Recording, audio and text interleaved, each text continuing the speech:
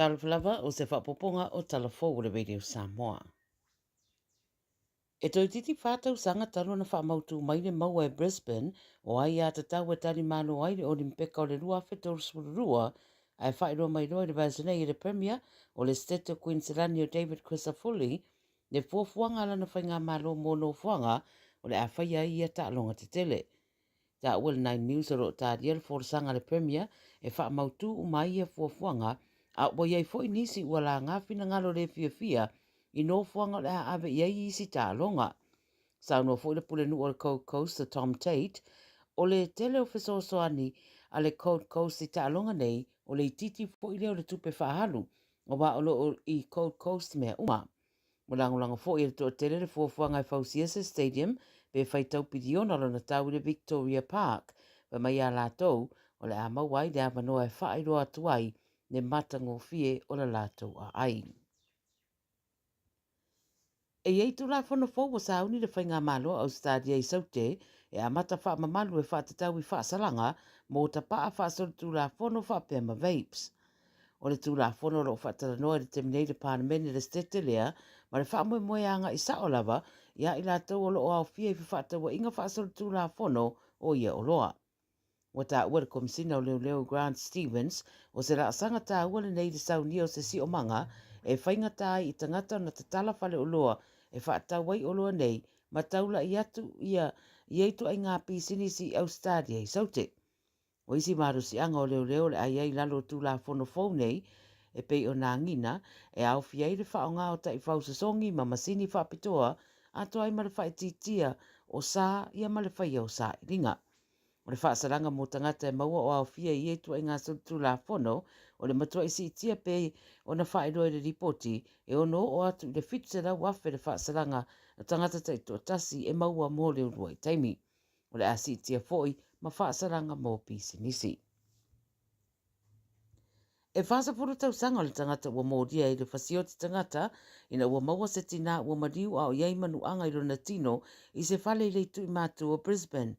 Whai mai whamtalanga le maanga le soswani whaapawave, na wala wane lātou le whaalawlawe le Chestnut Place i le The Gap, po o le teo le awha le whai le whiawhia na nafi, ina ua mawatu le tua oi le tina lea, ua mariu le tina i luma whale rona whale, e o nga o na manuanga, fōringa na tatui e se tangata sa itulou. O le whamtalanga ma le taitai leo whia ngai ma susuenga, Mick Jones, ua tā uai o se wainga le manuia, na whia ngai ma nei tangata whai ngā ruenga na mua i tari atu i le wala au i le whalawlawe lea, ma ua iei mōri mau ua whaamatala i leo, na o lātou wa aia se li o anga i se mai lea whale, ma whaia i roa so e suenga i lea sona nafi, e fōringa nanga i sao i le malai wa lele. O le vave o ngai o inga leo na tue pu e lava le li i le fast food tau sanga, i le te o leono i le afiafi, ia ma o Whairoe Jones le tūlanga le lei o le ngāru rue whaatasi o tangata uma. O lo whatau wa ina isi di poti e māsani le ua mariuma le ua mōria, ma ua tā ua fōi o le ua mōria e mai Victoria. Ua tau fia nei le vainga leo mai tūra i le whaamsinonga i Brisbane i le so. Wai mai wato i titi lima sa furu wafere tupe wato e tongi atu i tangata maututongi, tupe wato e tongi atu i aina ua maua, ia whaamatalanga samana o mielo lato tutongi na o le tau, o le whaia o background checks, po le seakina o lato whaamaumaunga e whaatatau ia i lato pe a taro sanga mō ni whale maututongi ni usawalese. Pai mai li po te o nisi o taro sanga mō whale maututongi sa whaia taruai, na una i ai tangata taro sanga e to tongi tupe e le vāo le 25 tala i le whasa furu tala mo le tongina o background checks sa wai mara whaamtaranga o le atere ai le awa noa e mawai o e lātou whale o lo o taro sanga ai. Na pasia le tū la whono lea e whaatatau i lea mata upu ia o ke topa le tausanga na tenei, ma ua whaasa ai loa landlords po tangata e ana whale, ma i le whaia o lea tūlanga i tangata maututongi. Whaia so e suenga talua i nei e lau so e su e mata upu ia, ma i loa ai o lo ia i lawa nisi au unanga tau whale maututongi, o lo o whaatino ina pea le tutongi o checks i tangata, o i la na whaia i loa le so e suenga, ma ua to e tutongi umai tupe tangata sa tutongi e whaia i a lātou siaki. Wai mai le New South Wales Fair Trading, o so se tangata maututongi na awhia le mata upulea, e te tau na whaia loala na tārasanga i le mata upulea i runga o penga ta whaelangi, e tu i nā tuaila na tupe. Talamuli, wala lata lava ina whataunu le urua I Harbour Crossing I Sini na ua mai ale avesea o nisi o papui puisa iai I le whatino ino ngā rue ngai pei o le avesea o le uta tele o maa sa pona tiai le koneti o le Western Harbour Tunnel ma le Warringah Freeway. O polo kete lua wa tu whatsia le vasa nei mo le urua I taimi, talo na amata mai ngā rue ngai o ngā tono le rua pe rua tasi. Nana winga lao le a koneti sa o lava a wala ia le West Connects M4 ma le M8 ma whaititi ai fo le traffic I le Sydney Harbour Bridge, Harbour Tunnel, Anzac Bridge ma le Western Distributor. Whaafai fia I fo I mawhio ingai a wala e maasani o na pisi. Pai mai le Premier New South Wales Chris Minns o se teimi tāua le nei mo tangata o sini ma mo le urua I teimi wa vai atu I sina mō rio emo mai I le whaai ungo le ana tele le tu sifo po le Western Harbour Tunnel lona winga o se tūlanga le nei mō ngā luenga ua lewa fo'i o na whaatinoina mo le wha le lei a tili o whemalanga inga I sini. Tala nā le radio Samoa mo le nei au auri. Tasi lima I watolu a mo. Radio Samoa. Talo falava. Hola, ni hao. Tato a waifa tasia fa manatu le ese senga wanga no Pole World of Cultures. Esi lia ma se lau tol sfulu po kalame ese fa apea ma fa fifianga. E yai po kalame pa ule tau a oisi ele ai se titongi I vaenga ese o kilani. Sa ili ana le World of Cultures I lunga o penga tfailangi mo nisi famtalanga. Ua awina atu ele pulenga no a au kilani. Huge news about Little Chicken! Popeye's all-breast chicken nuggets are finally here! Nuggets the way they used to be. 100% chicken breast, 12-hour marinated, and covered in their signature shattered crunch. Try Popeye's world-famous nuggets today. Love that chicken from Popeyes. If you feel mo na rental se whaalau ilo antula na whaabitoa mole masino Februari mamati. E losful pasene ua pa umaula loa ile tongi pe antolu aso pe silia tu foil e te whaongai nai so se taavale. Ma mawailo avado ile se I e awhetala Samoa ile whai unga o le masina. E mawhaiora piki le taavale mai le malawa lele I whaleolo polo tanto ofisa au tu I ala fua. Pe mamuli a tu foil whaletali malo o loo e wha mautuai. Ai ngā whaabitoa. O loo iaia tanto insurance e te fili mai ai ina nei tupu se lave ai olo o yaile fa mama avenga ma tu olo yaile tanto account New Zealand be la fosa fo ile moana e fa nga ile Pacific Easy be fa nga fo ile credit card e fa tino ile tongi no lo sa mori si fa mtalanga vala au le Pacific Easy ile ovalu se lau o tasionono be asiasi ile tanto Facebook o le Moana Rentals o le penga ta fa ilangi o le moanarentals.com Moana Rentals o lau pa anga e taitoloina oe a o e malanga asiasi I Samoa.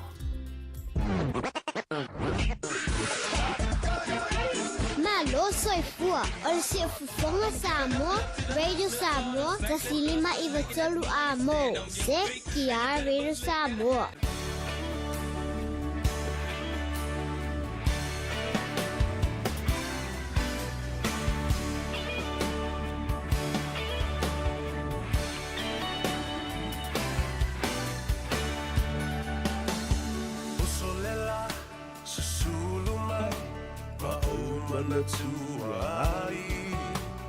La Samoa le nugu o te nofo ai pe wha pe whea na ngalo atu o I lewa ai Samoa o le penina o te fia I ai o solela susulu mai ma o mana tua ai La Samoa le nuku o te nofo ai E wha pe whea na ngalo atu o e lewa ai Samoa o le penina o te fia I ai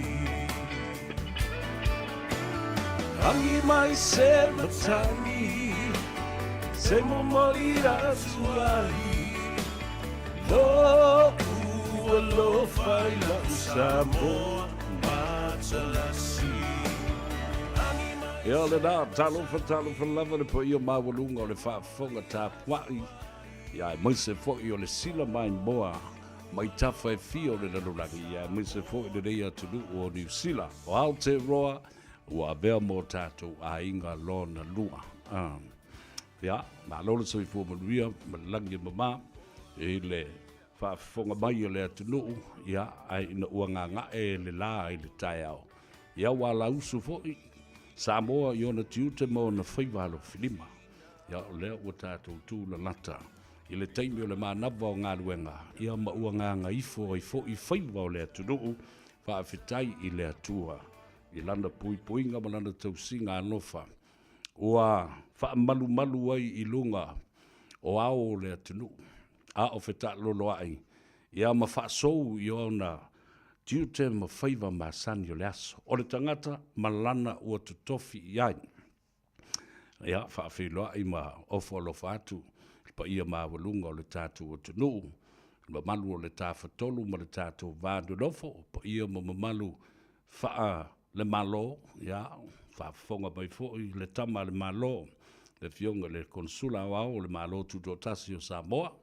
alo tunu mafono wa femanta palu salua e whaapo le lua ia po o le fionga fo le swafa ia le malu ma le whaletua ia le au pepe le sui konsula ai moise foi o le komsino fe whaataua inga le fionga i le whale fitu vatu tu ia pete Meredith ia ma le mamalu o tau ali matama tai o tupu mai e o whaletua matausi o lo o tau tuaina ma apa iai le fionga le konsula i tiute ma Faiva lo filima o lo tau tuai le ofisa ai mai se o tangata whenga soloa i o le atunu e a whea le tātu ofisa i lea mata upu ma fasilingia o Mosef Soswani ma lo whai o le Faiva e whapena foi o na wha o atupea ia alo whaanga ma le whaata alofa ia mawafo alo whaatu foi i le ofisa o le si foi tama le malo le hai komisi o Samoa ia le fionga ia afamasanga tole foa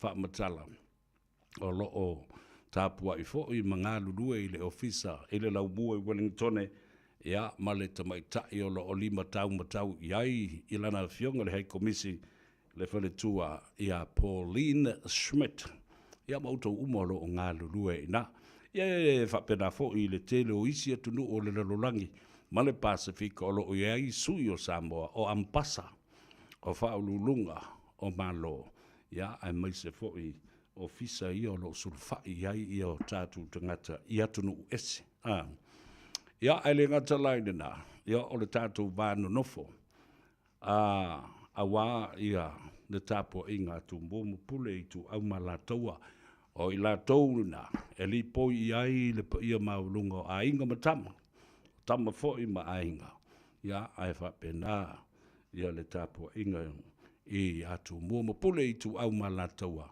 a inga i le taimba le vaa o fonti o tama fo i ale manua tele ma to o le fale ula ia a wasua ma vai whanua fo mai tu langi sa ole masale o mua vale lau diu na sae lua. Ia maise, le fale tau itu ma le fale tau tangata.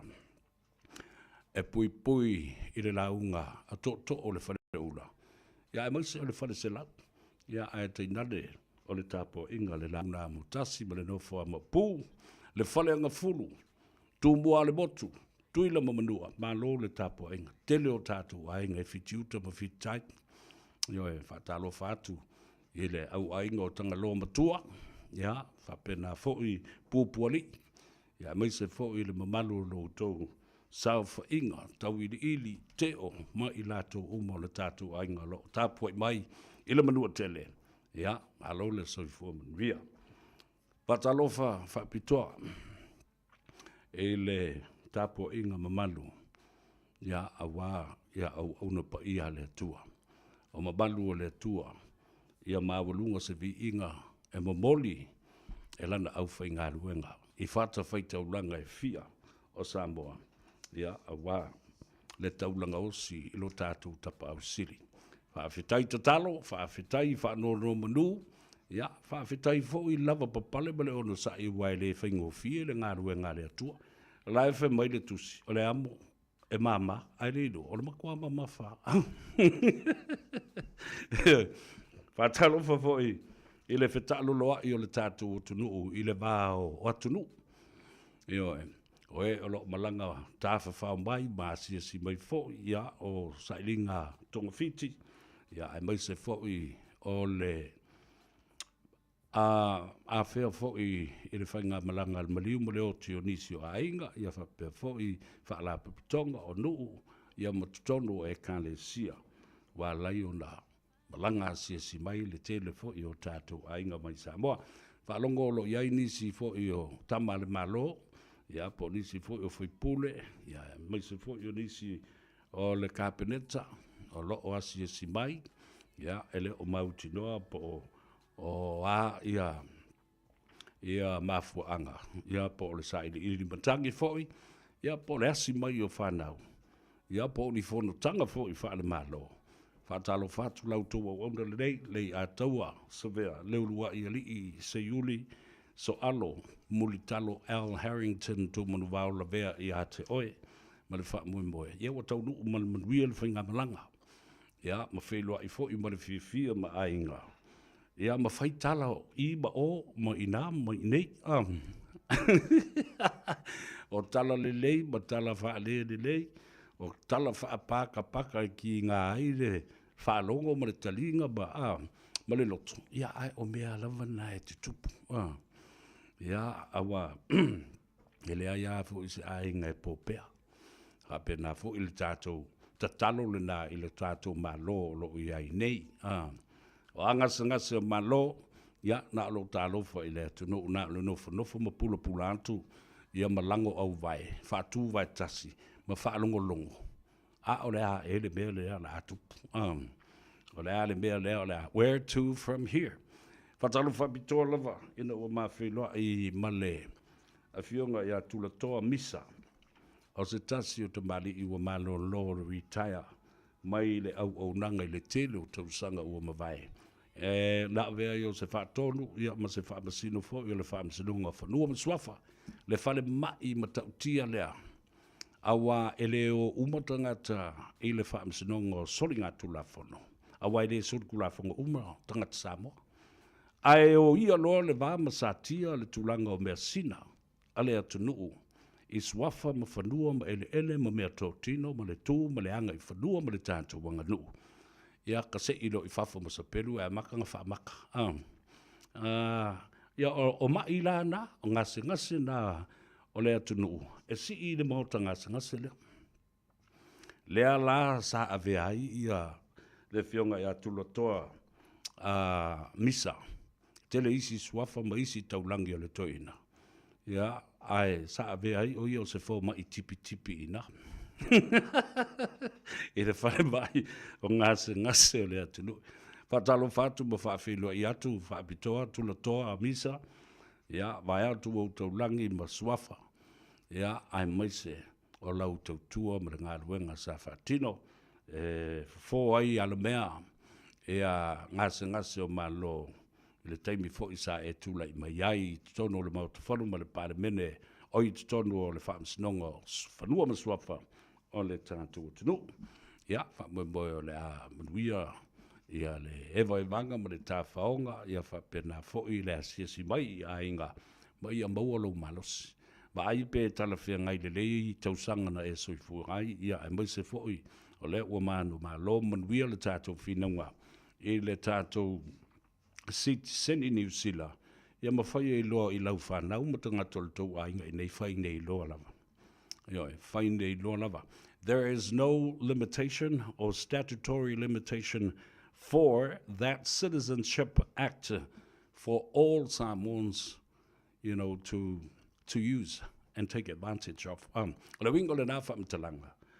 O le whamurianga lea o tātou mawai i le sitseni lea. E le o iai se teimi whaatapulaa e tāu fia ai ma umai lea o ngā o lea tula whonu o lea whamurianga. Ioe. E whaau pea lava. I le e to iai se malusi anga o le malo New Zealand e o mai ei se teimi whaatapulaa. Ioe. E a kusa kau ke on whaasolo atoa. A le me tā ua lea tula toa misa i lau talando a tulanga lesa o iei o ngā tutonu ngā le mū ma fito i tonu i le mata upu lea malona fina wina. Whaine ilo. Ioe. Whaine ilo pe pole to ina ia toi malanga i Samoa. Tusa lava la pe overstay nei le to ina a o le talawhia ngai le lei. Ia ma aso ona soifua mai ai le afe se lau luas ful ma le fa se yo o le aso mua o yan wari afe se lau fast ful ma le tu oi pea yo fa a wa oi pea na fa i lo na sit se ni wal na nga ba ai le ba nga mua le na o la to na hulua i soifua i le afe se lau luas ful ma le fa a o pu le fa kolone i tato ele malo o peletania ai ta wala mai ia la tu te inga ma tu la fono e fa ton wai i tātou e New Zealand. So you see what I'm getting at. We are British subjects, but we were under the New Zealand administration because New Zealand itself was a colony of Great Britain or the British Empire. Ta wole na. Ya, fatalo fabitoa, yo tātou ainga e fia. Le ngata i New Zealand ei, mai lunga i kei prianga sa io o le lo, e le whātau si unga o le motu i saute, tātalo whātu. O whea lava o la fie le Samoa, o whea fo o whea i ai le Samoa, po whaisa na ngā ruenga pele eise me o whea po ta whao maeva lau whao malu, ia o na pāwalena, o le Samoa, o le Samoa, tātalo whea toi, ia ma whaamunu ia tu fo i au mea ngai whai, Fatalo foi Australia. O tātou tangata loa lala ma papa au. Ile lau mua i Canberra. Ia, vapena fo i la tau le State of Victoria, New South Wales, Queensland, Perth, Western Australia. Ia, ai mo se fo i la tau o lo no nofo. I la lo le mele, ia ile te volo, fo le te volo a Tasmania. Tasman and the devil down there, o te lo fo i la ia kaku. Tangata o lai milikingo i ngā marake volo. Wa mantua fo ina paule o le tamai motu fo lea e ta ua nei o Tasmania. Malona ai o Hobart. O i e i le talafa solopito le na. E whamai o i na whanau i le marake volo. The Tasmanian devil across the Tasman. Watalo fo tātou ai ngā e Hawaii. Alolo sui fo ria o fea lava le vaenga ho i o lo e tawhawai Pearl Harbor se yo o mai Ala Moana se yo o mai I Kahuku North Shore kane oe Haleiwa o mai I le pitonu o la I o lo I ai I o le kalesia Yesu Kiriso la upo I o aso ngatai ma le University ta uo Brigham Young University ma le malu sa o lo auto va I ai tangato le kalesia Fatalofa ia te oe. Se yo atu oe kuilima, aluatu I Haleiwa, aluane ai I Waipahu. Ia, mano whanga o lo wha mautu iai. Ia le tele o fita o le military, ma le army a New Zealand, le navy, ma le air force. Fatalofa yo tato uso matua whawhine, o alo matama whanau o Samoa. O lo ua ofo I nātu fo I o lātu suifua. I vaenga SS o le military, ia ma fita le malo tele o Amerika. Ia mese, stete SS o le malo tele, lima se fo. Ia whapena I fo makanata o la, ia yo tātu tangata alela, kau whao mai e Trump, le stete o kanata. Ai o le malo tuto tas, an independent state and also a sovereign country. O le kau koso mai e vemas keke longa lima se fo markasi o le malo tele o Amerika. Kai makau kia fo ima, ia. Ia le na.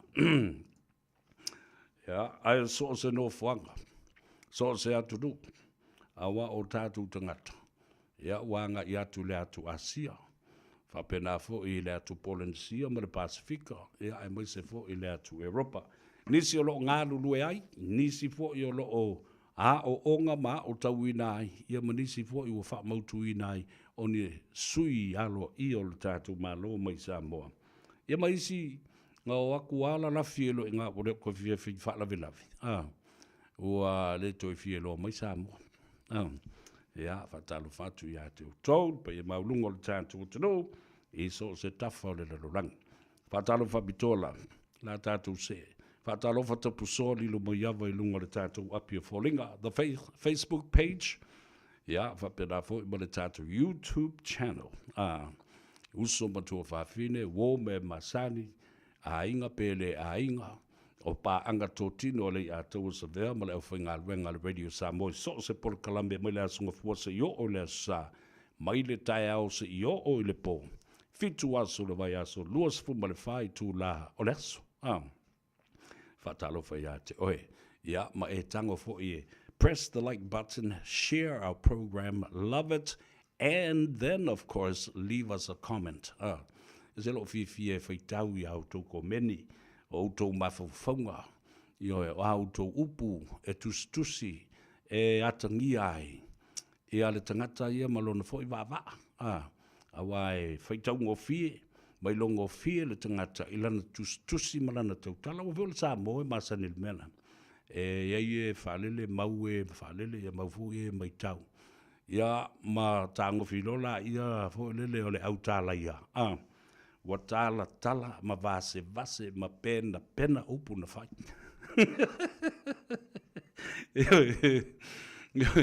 Ia na mai yoa le lola ia lea. Ona e loa la ia lea o le tangata.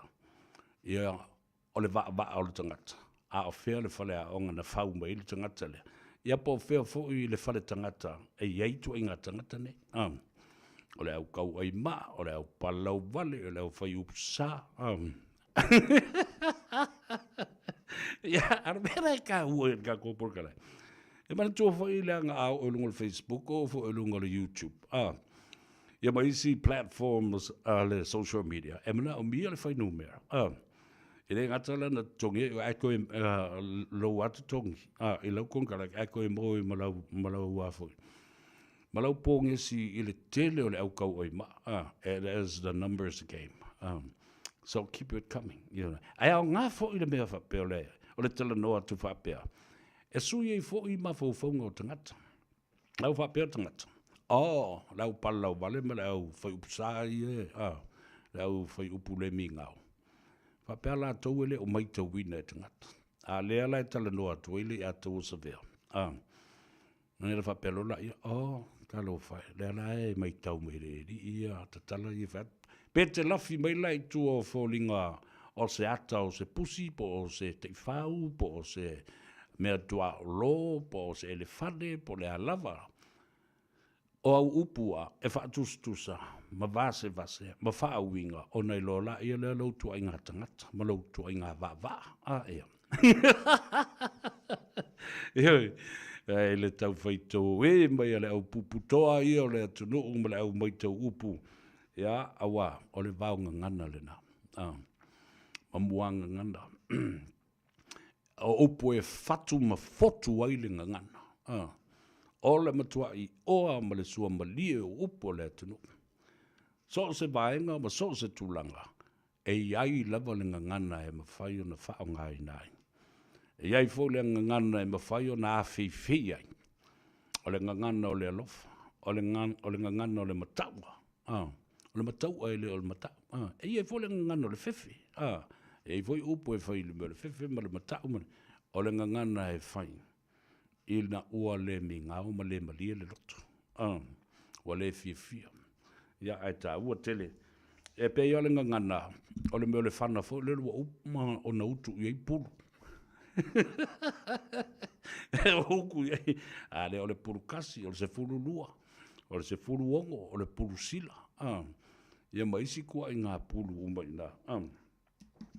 Ia, e ese uma lava la. Tu ai ngā manua, e manua ili tangata, pe a whai e manua i se pulu. E te longo fia le manua o le pulu tasi. Pe whātai tai fo i lunga se mei tua lo. Se tama i pūla, se tama i mea lava i ati tua ile. E fua le leila i meo. I meo le malo si anga o me nei o tau. E alana o tanga e whātusa tusa. Me nei o meo pulu whana o meo la au malos. E fua ile mo le fua upu. O le ale tu ai ngā mamafa. Pe 5 kilo, pe se lau kilo. Ele mamafa o le upu. Ia e whapena foina e fuala ia le iai o manua. E tau nuu ia ile tangata e pā ile pulu. Ia le nā. Miu tala whata oto nā pe o na whaia fo i le li whaolo Jesu Keriso wa. Mena i o whata oto. Lau tau sao atu i lea o uina o fo i la tō o lei titi. O tala whata oto. O meo tala whata tusa. Na whaia i le li whaola. Ina ia mawhai ai ona momoli lana savali ia o auina ma mal malama lana auso wa le sila fia le leia le auso a fo e le li faolo Yesu Keriso le ni a onga lana auso ele I fa'u mai ni investe mi a onga maulunga ma me fa pena. So there was a limitation in their understanding and comprehension of what Jesus wanted to teach. La na. A o iloa. Ma o yatu le li faola. I tala fa'atus tusa. Matala e fa'atatau. I se mataupu. Ai maua mai ai. Le ano fale. Le ano fale lana. Lea sa vavane fa'amamanu. I te tonu o loto o le au apostolo ma so o Yesu e o atu I tulu inga e fia e fai mamoli mau o le li faola ma tala I atu le tala lei e le au ki Apollo e re kari e mai rau ke volom rau ki Apollo e vai ia ka fe se vava ia tuia e re la unga me le li inga le mata upsisi ri au le sifi ya le na a wute fa masino mai kango e fa masingo e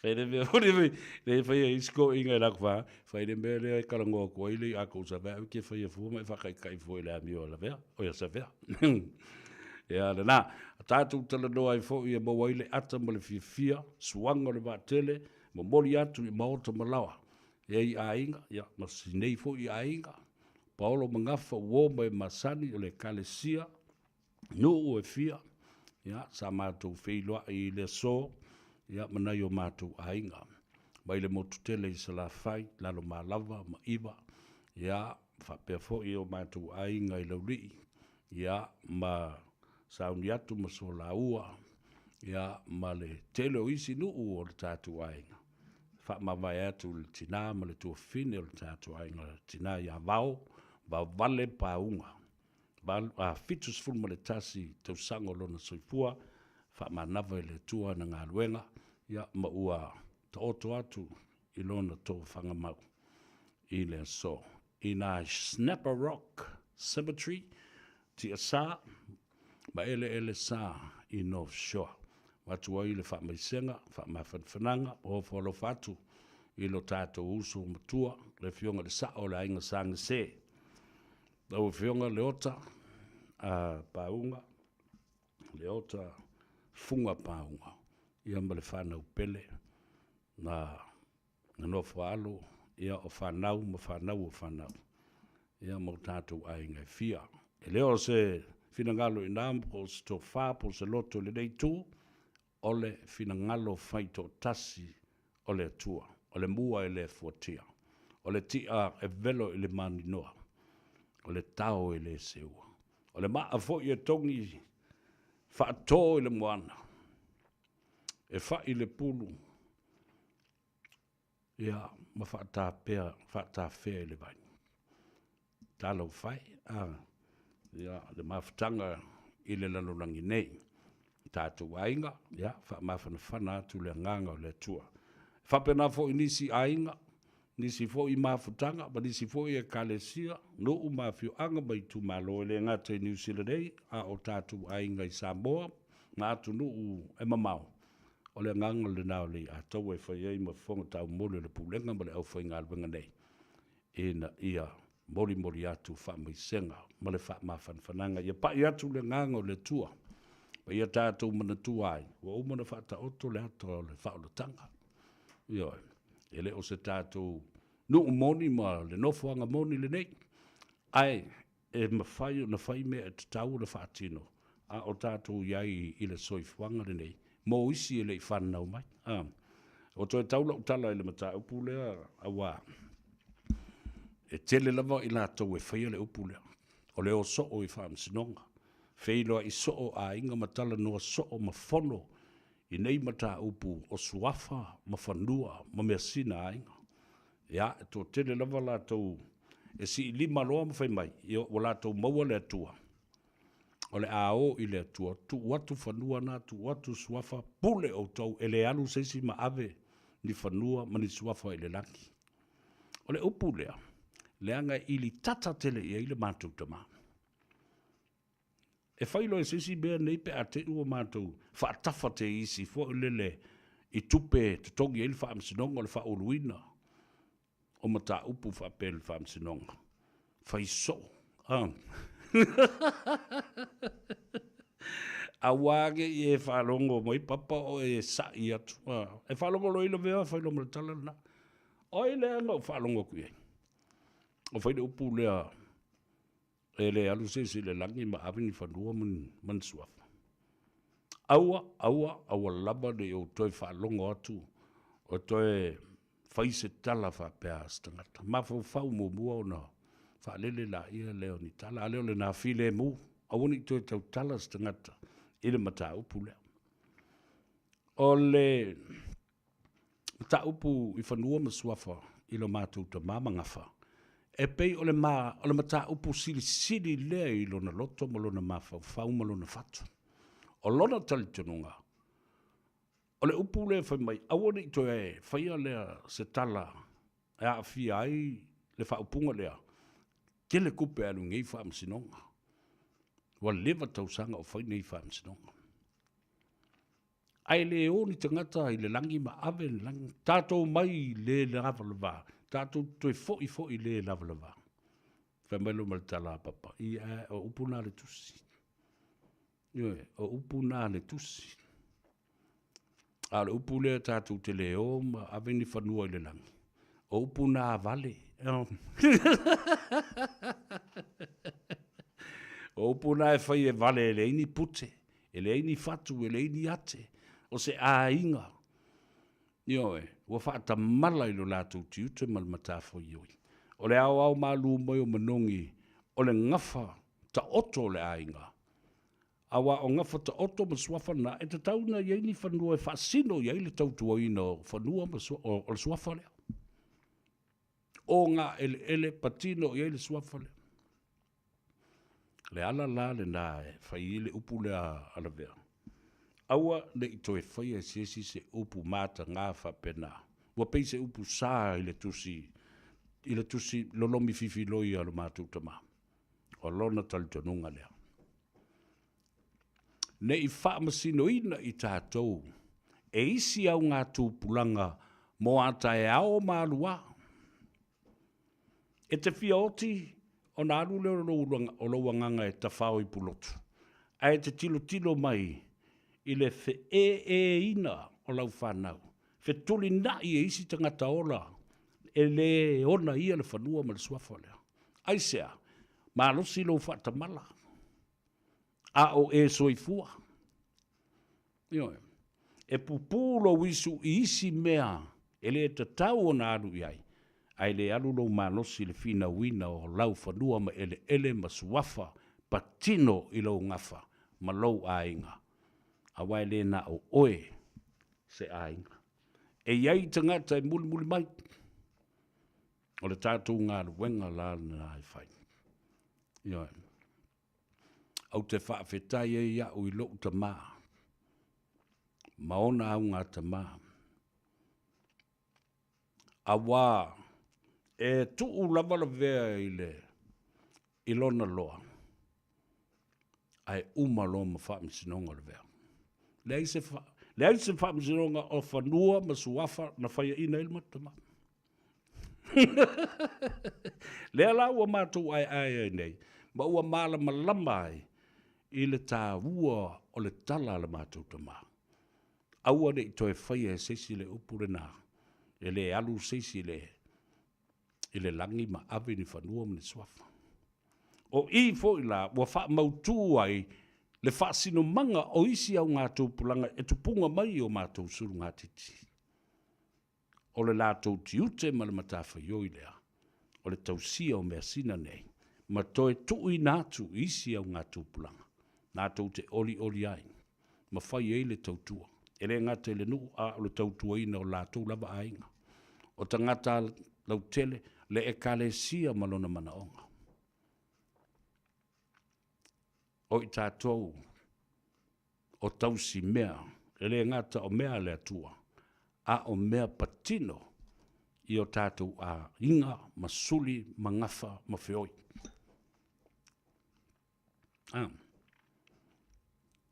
E le whapea fwoi lana o tau, o lena whina wina whaamsinonga ma o tau anga ngā tama. Na whai le mea lea, ona ole manatu fo isi a ngā tūpulanga, ma tau songa, o whanau o tō whawhine, ma whanau o uso, ale tō ina. E le whapea tau te whina wina, no tō manu malo, no tō pule, ai lea malasasa, i lau whanua me le ele. E leo lea nganga le nā, o le mātou tama. E le ai sesi whaatula i ese ina, i whanua malau elele. Ai paule me whai, o le tātou vāle lei. Talo tātou te ngāle lue whaatasi. O tātou ele ia. O tātou nei o tangaloa whaatupu nuu. Whaatupu tangata. Ina ia ola le nuu, ma whialo whani, ma while mo. Ma whetau siai i le tūlanga, mao popo e te tau nei ai. O mātu lesi au ngā tūpulanga. Ta oto atu lesi au ngā tūpulanga. O le mea lava e tasi a ua tiri ai o na tupu tangata. A whai foi e wheese ai ma le nuu o na ua manatu ua manu maa lo se a inga to i titi na o se toi ina masana whanau te tele ele ai wani ano le nuu. Ma le tu malo. La le me whai. A le vāta ngata nane ma le vāna no fo. Tātou te whiosia iai a inga. Ai tuu le meo le mata pepea ma le meo le loto leanga ma le whaikengi. A se nuu e tō tele. Wha sanga e se a inga tō laiti. Meo le tala noa. Ta tala ai le vai whale tātou te whiutanga i ai. Whapea mai muli talo le vea. Mos whate tainga. O mātou i loa. Wai manu mā loa le whamsinonga. Ma lau whanau. Ele ma mesina. Sa tātou whina ua nei. E a pe a tawhalo whina ngalo. Sina lua se fulu eka ua ola le tātou nuu. Se i whai eini whaato anga mani atina. Se i wha ngā solo atu i eini. O le tala le matama. Oka. Sona nganga fia ma le nganga whaaftai. O le ala leo mea. O mai tātou whale ma tātou tala noa. Whata o toila ia leo ala fua o mea ina ia osi ai, ma whetau sia i ai, a inga lelei, ma nuu lelei, ma tangata lelei, mana malama lelei, ia tātou sa ngā lima i e whai. Io e, hape nā ala ngono le mātou tama. Ai ua alu, suanga le vātele. Ba mea o te tupu mai.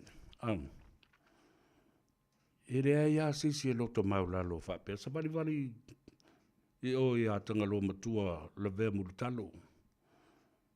Sa wali ane se i whaise tala ma le toina.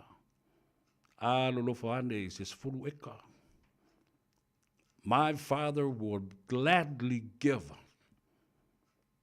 Ia lena. Le tā hua le nā. O le isi vaenga lea. La o ieila o whamtalanga. A ola ina ua whaia ina, lo loto i le whinaunga, o le ami o tonu o mea e anga waa i eilo ainga. I ana mea sina i whanua ma suafa ma ngafa, ma mea tōtino. Ua outou whaia ina le whinaunga, ma le taua o mawhauwhaunga, mai tuu whaula ia lea, o ele, pule le tangata. O mai lesi au ngā tūpulanga. Talo whai o i la tō tonua ia o maa moni o le ele ma whai o na fuli. Ala mo whai o na fuli e istangata. Vai le whinaunga au ngā tamana mua atu. O suli ma whioi. O e sa o le ainga. Wa whai i langi le whaulonga. Wa pala ai ma ne i le taua o mawhauwhaunga. Nāle me tupu, o pule sa o loto tangata, o tangata ese. Ai whetuli na isolo ai le whanau o le to ina lea e o na moni o ia o le mau e le mwhai o na fuli o le ele. Le au le suafa, a o feoi masuli o le suafa. Le songi se ele, le mawhai ona tuai se fale, le mawhai ona tanu ai se tangata, a o sina whanga mi tia foi, a o sina whanga mu tia se i tuai se fale ese vātur wha whanga le tamo. Po tau wha anoi i tangata ese. Ele ni alato mea. O le taunu unga le nā, o le tātou whata malanga. Whtāngisi la ia matangi tui. Ia suli moni o le ele, ma mea tō tino, ma sili. Oa ea mea mātou mātua na mua mai ma mua atu sa whai. Oa mea, ngai ko inga, ia leo ke o palau vale awa mali diu ko inga ma o le mātua. Wafo i tō te le fina wina le mea lea. Na vai au tō fina ua. Io, ala la le na, Samoa, tō sa saa le whau. Tō e mati tasi le mana. Le tātou mataafi. Ma tō e seu sila e le mataupu leo tala noa atuai. Le anga e tūla i mai pea, lava pea. Le e whaafonga mai le sa avea foi ma whaamasino. Ma whaatonu al whaamasinonga whanua ma swafa. Le fionga ia tula toa misa. Mai whaalunga ma whaalalo ma sa tui atua manganga e malai. Palauli le tasi. Nei tu malo. Tuatali tonu le leila whaasoa leo o matu. Ia le na, tātou nei whai iei tala nā. Ma whasilingi ai i tātou, e o tātou whanau o atai au. Wa e mea ngiko inga mangilo mā kuanga whai. Whaalongo mai lava o mea ia sa mai. O la iei tustu singa ma iei meo. Whaamau maunga. Ia le nā. Ia. Nofo, mafau fau le iai le tā ua tele. Mai le taitai a uma. Lala fo le nā, lea leo na tātou pisa. E le whaatui no pili fo i e tolu. Ma le swing o le whawai. Ma le toi whaatu lai mai o se whaamsinonga. Winga ese. Ina ia lua ai ulu o whaamsinonga. I le taimi o tui le epa. Ma le HRPP. Ia tūlanga ese, ma tū tōtasi, le whaamsinonga whanua ma swafa. E le toi a ia ma iai, le whaamsinonga ma walunga o sori ngā tūla whono.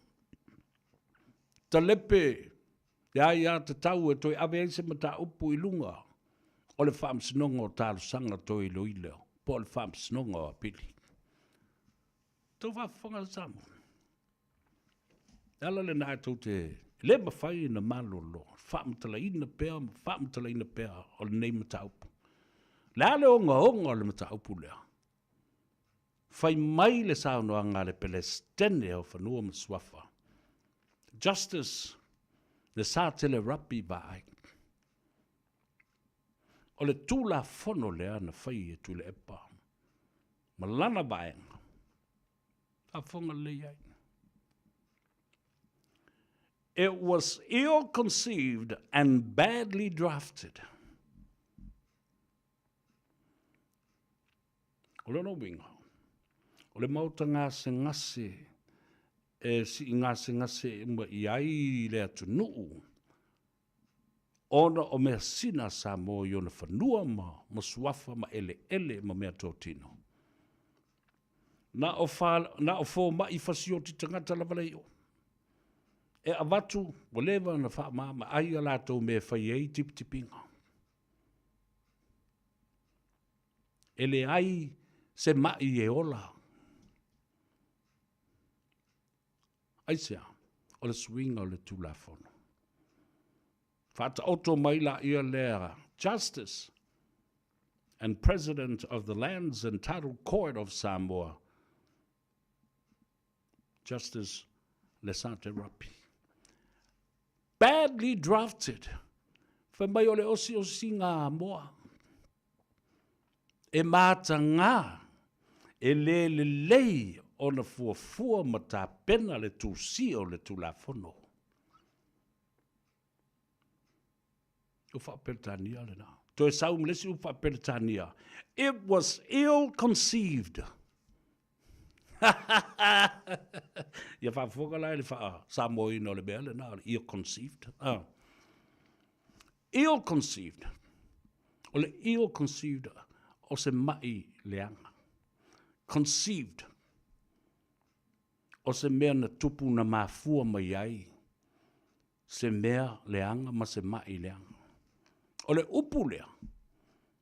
E wha o ngā e se uru ngā lii. E wha le tonu le mafau le te maloa. E wha le tonu fo i le mafau le fine. O na wha tusa lea, tulau Samoa le wha fonga.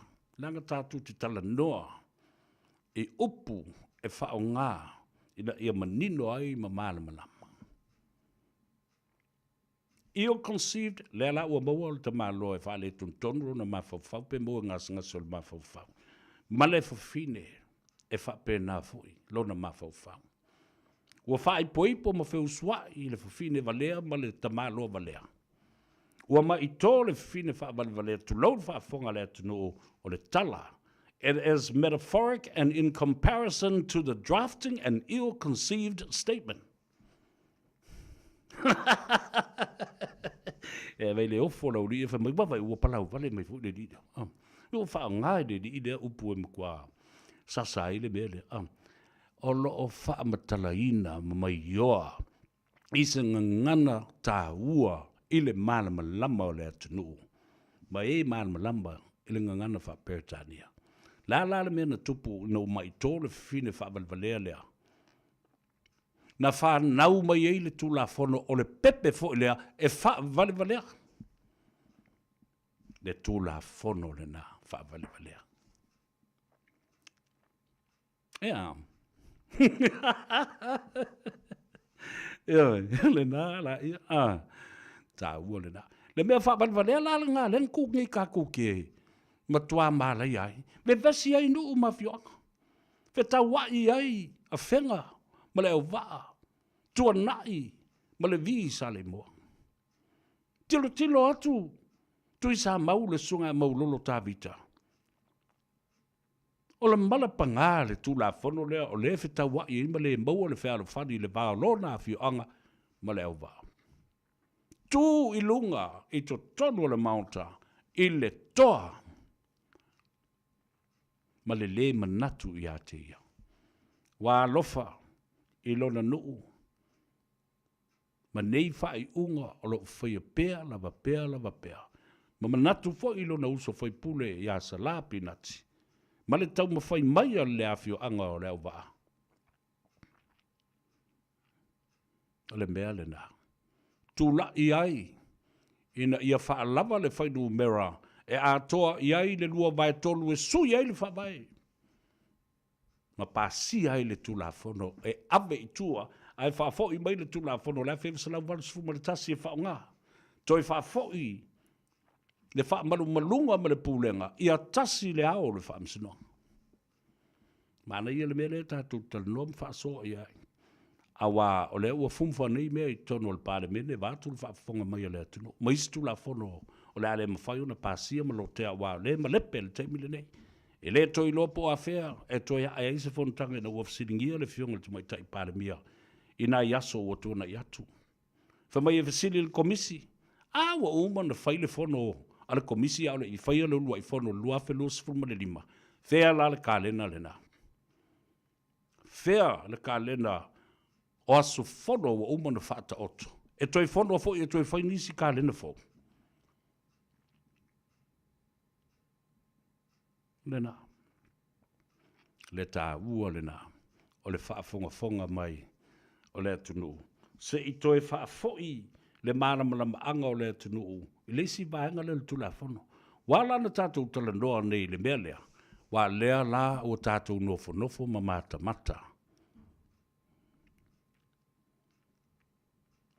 Toa ngā luenga. Walaki o lea ua pasia le tula fono le na. Ina ia wha ngā solo pea. Ngā luenga le wha amsinonga e tau na whai. Wha fo i mai.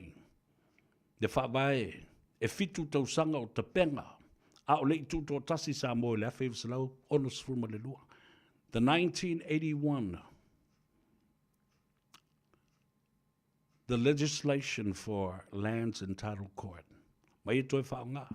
Wha fo i le wha amsinonga whanua masuafa i lalo le wha malunga o wha amsinonga o soli ngā tula fono po le Supreme Court and the Court of Appeal.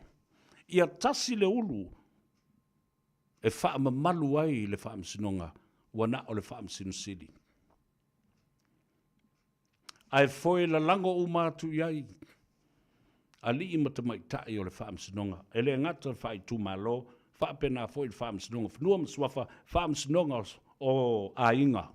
Family court, wham sinonga o ta maiti matupulanga. Soli tula fono, juvenile court, wham sinonga. O le whaonga aina, o le ava malosi maisi, whala au whaasaina. The court of substance abuse and alcohol. And other narcotics. Tā ua le nā, le tātou toi fo i le whawai. Ma mea na tau mawhai nei e sui. A wā o le fasili ni nā. O ai, pe ana whātanga ina nei. Nei mea le fe tau ina au mai o le tula whono le nei whamai. E toi la langa tu atu lea ia te tau i tangata. E toi la langa ma eli uma mai i lunga tangata na lo tea ma ta upo whaamsinonga nei i le se lau mon tupu tau sanga o tō nai. Oila tātou woe eli mai. Whea wha mau maunga o nā mea o ta oto i langa mau e le toi te tau o na toi a sia. O lale mea tupu. Nā o le pāpā o whanama whewa i sa pelu. Toto basaa, ma misa le atunuu. Whetau wai, ma si i tua oi. Masalo, o mana tua e nisi. Le mawha soa ma le awhionga. Ile le stala si nia po ole. Ofisa sili o whaamsinonga whanua mswafa le sunga le pali tele. John taima le langi a whele. Sa whai e tuai la ofisili le. Ile fionga le li office city. Sunga pali tele. O le mata upule nei. Wha amata ai longa na oo ma fau whaunga i la tau lau tustu la fono. Ile mata upu. E masa ai le toto. Ma si i tai taua i le vao tangata nei. Ile toi la langa ina mai o nei mea ua lewa na ta oto ma fi le mu ai Samoa. Tela toi whai ai. O ai tangata, ua mana na o e toe la langa i lunga whaavae ia ma whai unga ia. Ai sea le a toe whai ai. Oi la toe o mai a moli mau o whai i langi, le tuli ngā sia i la tau uma ona whaata oto ina ia mea.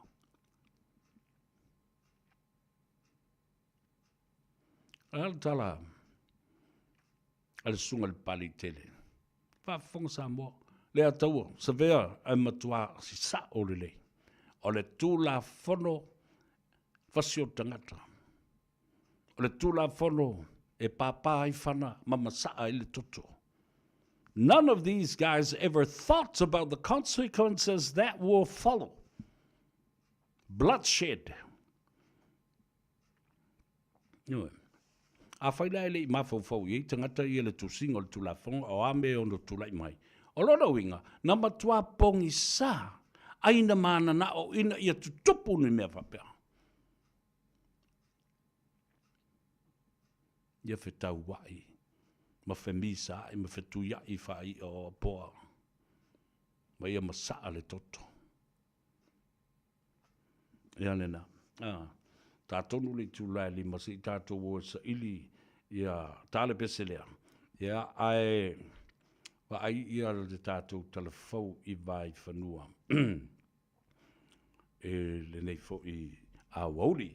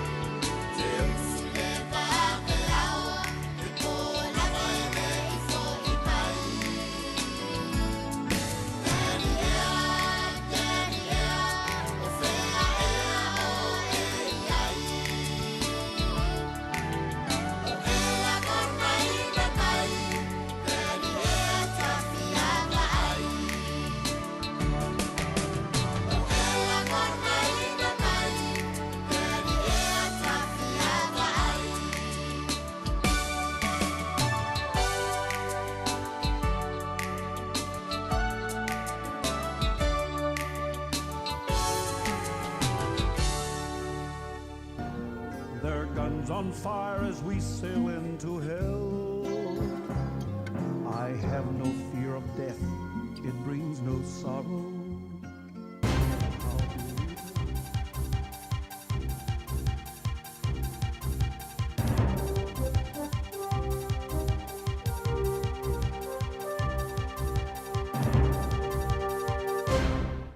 Maloro soifua tala falama o se whaapoponga I tala mai atunu e mamao tala le Pasifika mo le neifo yaso. Mo atu mai Lucia mai Ukraine o se au malanga mai Amerika na whailoa I mawhaia whiuta na inga masui o le Kremlin na Lucia I Saudi Arabia. Le sau na ia malo sia I sui o le whainga malo a Trump le taunu uloa I se madienga e tau fiai de bevesi I le vao Lucia mai Ukraine. Peita e wari pitia mai le so o se ospa inga Lucia wa manunu ai tangata Ukraine e au fiai matamaiti. Whai mai e umi se teimi na whai ai le whonutanga, wa whai e le mai a fwoi na whaidua I le team lea mai Amerika, masui o Ukraine, I le wha mautu ina lama na mata upule e le tau fia le vevesi. O ospa inga na whai e Rusia I a Ukraine, whai mai saanga I sa o lawa I se vaenga e to tere tangata o loo na no whai, mai valu tangata marinua au fiai matamaiti. Lo whaatadia pēra le I unga o isi whaataranoanga o loo whaanga soropea. I Greenland, wa sau no le palemia o le tunu o le whainga malanga o loo fuafu atu a sui o Amerika I Greenland o se ngā yoinga ua malosi tele, e mei se pe a fua I whaamatalanga Trump sa whaia e winga I le whaoa o Greenland o se territory o Denmark. E ui ia whaamatalanga malitetai o Greenland, a o loo liputia le CNN se whaamatalanga Trump e whaapea o le malanga ia o se malanga whaale wō, ma sa wala wina I lātou. Whai mai Trump I se whaatalaranga matu stala o le toa tele o tangata I Greenland o lo mana nao I se mea tupu e pui pui maluai I lātou ma tausia le lei.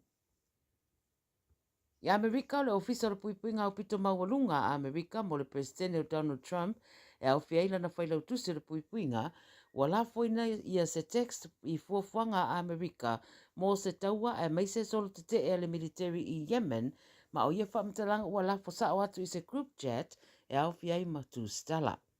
Pa mai Trump e nate rei loa lava ia whamtalanga ua whaasoaina a ua whailoa le BBC o whamtalanga o lo au fia le text e whaatatau I solo te te e whaasanga I le Houthi rebels le langolango iai Iran e au fiai ma whamtalanga e whaatatau I taula inga o a upenga ma fuafuanga o sofa I Amerika. Ua ta ua lo sila sila nei le National Security Council I lea mata upo. Mai le Pasifika I Papua New Guinea, o le soa taunu wairo lātou pālemia I New Zealand o James Marape mō sana malanga I tolu aso. O le awhairua I atuai le pālemia o New Zealand o Christopher Luxon I Wellington I le fiafio le so, ma le whaatala no airo la whonutanga mata upu e peo whiwhatawa inga o University, whaatoanga ma whai ngā Faiva, ia ma o whairoa le no whasauni o Marape e fia whairua I atu I a Luxon, wha mautu wati deiso o tanga o atunu e lua. Pa moe le asainia I ma se marienga e whātatau I ia so o tanga a ua whai mai le ofisa o Marape o le lua whenua whāna sainia I e Papua New Guinea se marienga ma le pārimia o New Zealand I lea teimi ma o lea la marienga o le ato e whaafou I le vai so nei. Ma le taramuri mai tonga ua whaawau peo na si itia leo whai o tangata e awhia le tenki Faiva I te tonu o tonga e peo na liputia le Radio New Zealand whaamaunia mai fo e mtanga rengo le soifua maraloi nā tonga. O le masina taluaina fola I le malo o pepesi le tenki Faiva I le atinu, ma le ripote o pito na tamai o lea whaamai, ua tā uai le mtanga renga o le au whai o tangata awhia I taminei tolu sarau tolu spuruiva, to tele o e ua awhia mai le moto wawau whaapea tonga tapu ma eua. O le toa tele ua awhia o tamaiti mai le sefuru iwa tausanga, ma lo avere wha mua le matanga ruenga le tonga whitio I lātou ua awhia, ma le whaia o siaki mo I lātou e ripoti atu e wheo rolo awhianga ma tinga ina. O whautua ina tangata o awhianga I aunga o le tenki, ina ia no nofo I o lātou ainga, ma o whautua ina fo I le wha mamao no fuanga au mawai, ma uti noa le wha puna whana wai namu I no fuanga te tono whale, e mei se no fuanga e peo a onga. Ele ia istasi wa mariu na o le tenki Faiva a wa whautua ina pea le whae tete. Ia o tala nā le Radio Samoa mo le nei fo iaso mea tunu e mamama le Pasifika, veiro e fo ia tai au I seisi whao poponga soifua.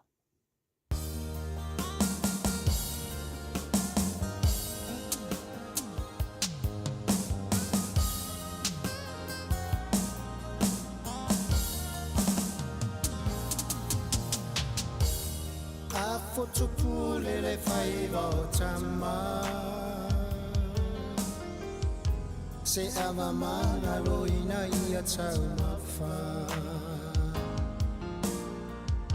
se imoli moli ai le whawhetai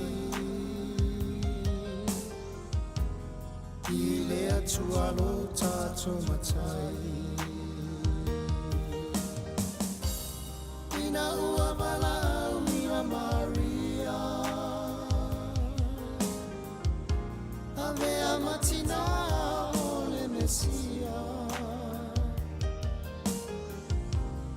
o le mala au na ia talia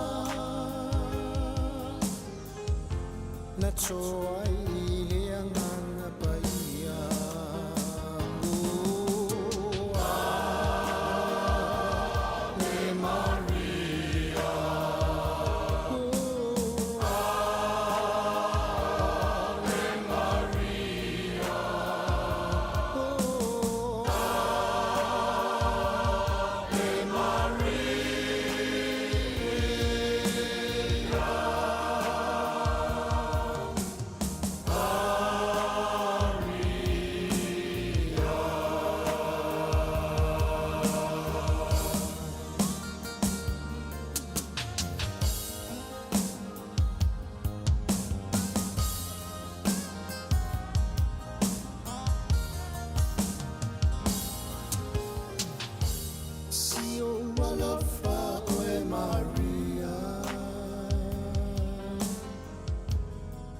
Tumu e le kalasia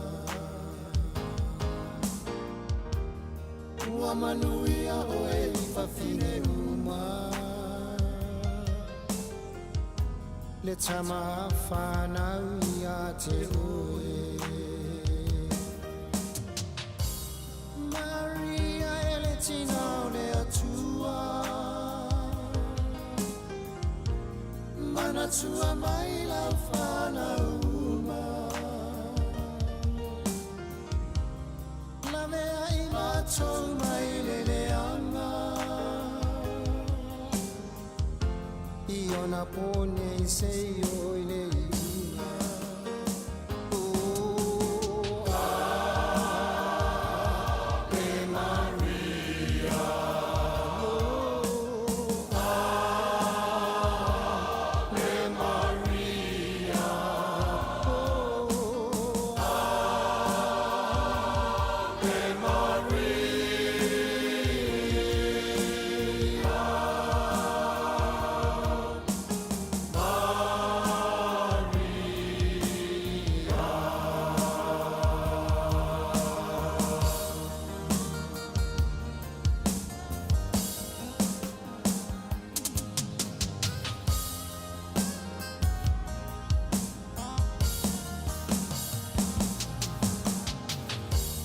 Pone angelu na fetana iatu Ia Maria o fau tane Maria e so ia e te fefe Ua lo faina o e le atua Auta foi o le ato oe Ma e whanau ina o se tamatale E te whaingo ai ai Yesu O ia o le aro le siri siri esi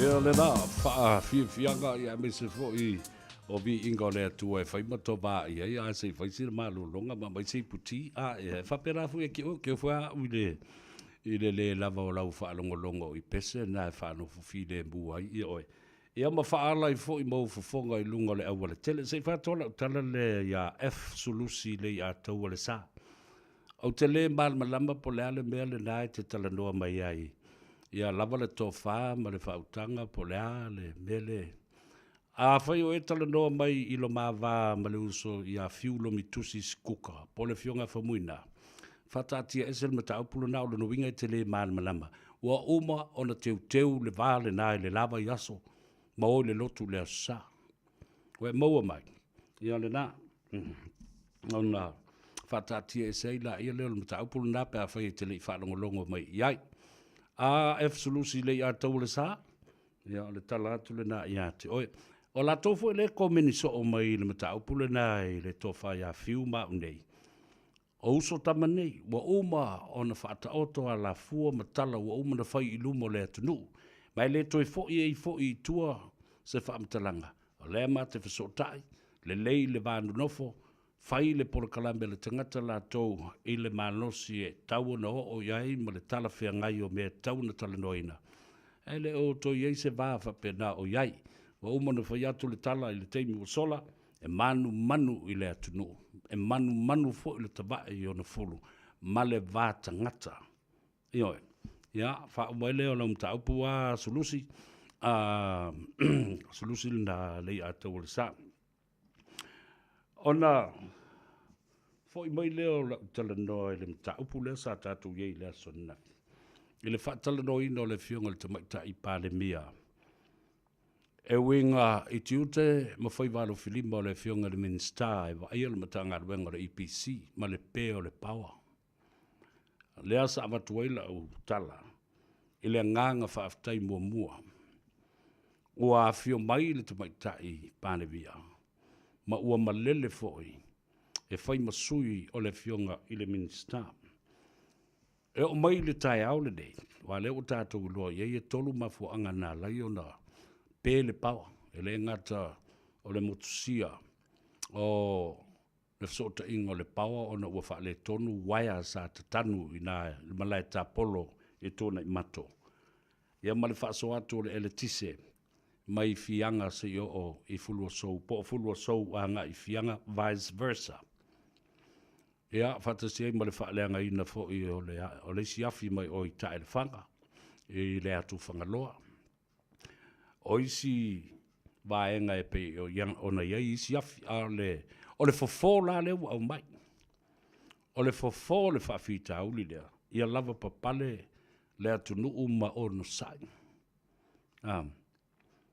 o lea ua haya mai ia afi te tele lima mai fiti o lea sa faatalitali le vaale le tele o le malo o New Zealand le vaale le tau fo le to titiasi i ato mai se fale o vaale le te tele na e vesoso ni antu e au mai ia tatou wafi ia e haya e le o faatawina wana ona faamatu mai mo se teimi le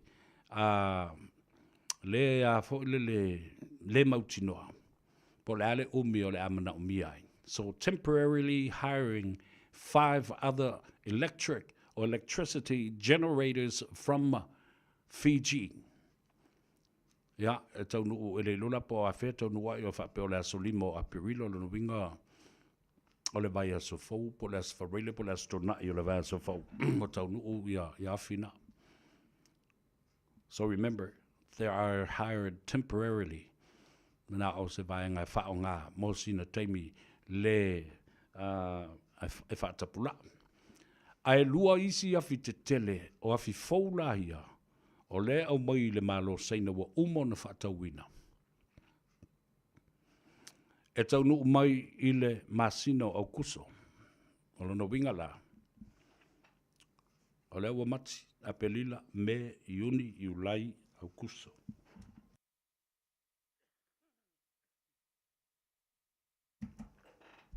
Lima i le ono masino lea le a tātou whaatalitali i lea whina. Ai o vaenga o afi ia o whaalenga ina. O le mea ta o le piston. O le mea ta o le piston. A au tilo ma malama le mea ta o le piston. O mea i te tonu o le ulu o le afi. A fai ai e susu ia vaenga nei po o sau fo iai le vai i te tonu o le swao. Ona e lea la e lea o le mea na e ta o le piston pace te mai fao e minoi i lunga malalo. So soni ai i le ulu o le afi a to e generatai e wha tupu mai i nā, manga osi mai i nā le tise. O lesi vaenga o lai leanga o lesi afi, e ta o le turbo, a ta o le turbo, o le wha peritani, o le turbo, o le tamai afi, e fe so soani ina ia whaola le ulu o le afi te lelea, leo lo ngā osi mai ele le tise. O mea lani, o mea i to tonu o tō tonga, o le ano fale o le afi. Luna winga a whai o se tō tonga o se tangata fule, tu lou wha fonga le atunu. E te le maua i whafo le vaenga le anga o le tino le tangata. E te maua i to tonu o le afi. Ia ta whaalonga tu fo easy taimi wha me ua pa ui ele spana, ua pa ui i tonu, i anu mea by branch po a uma me whapena.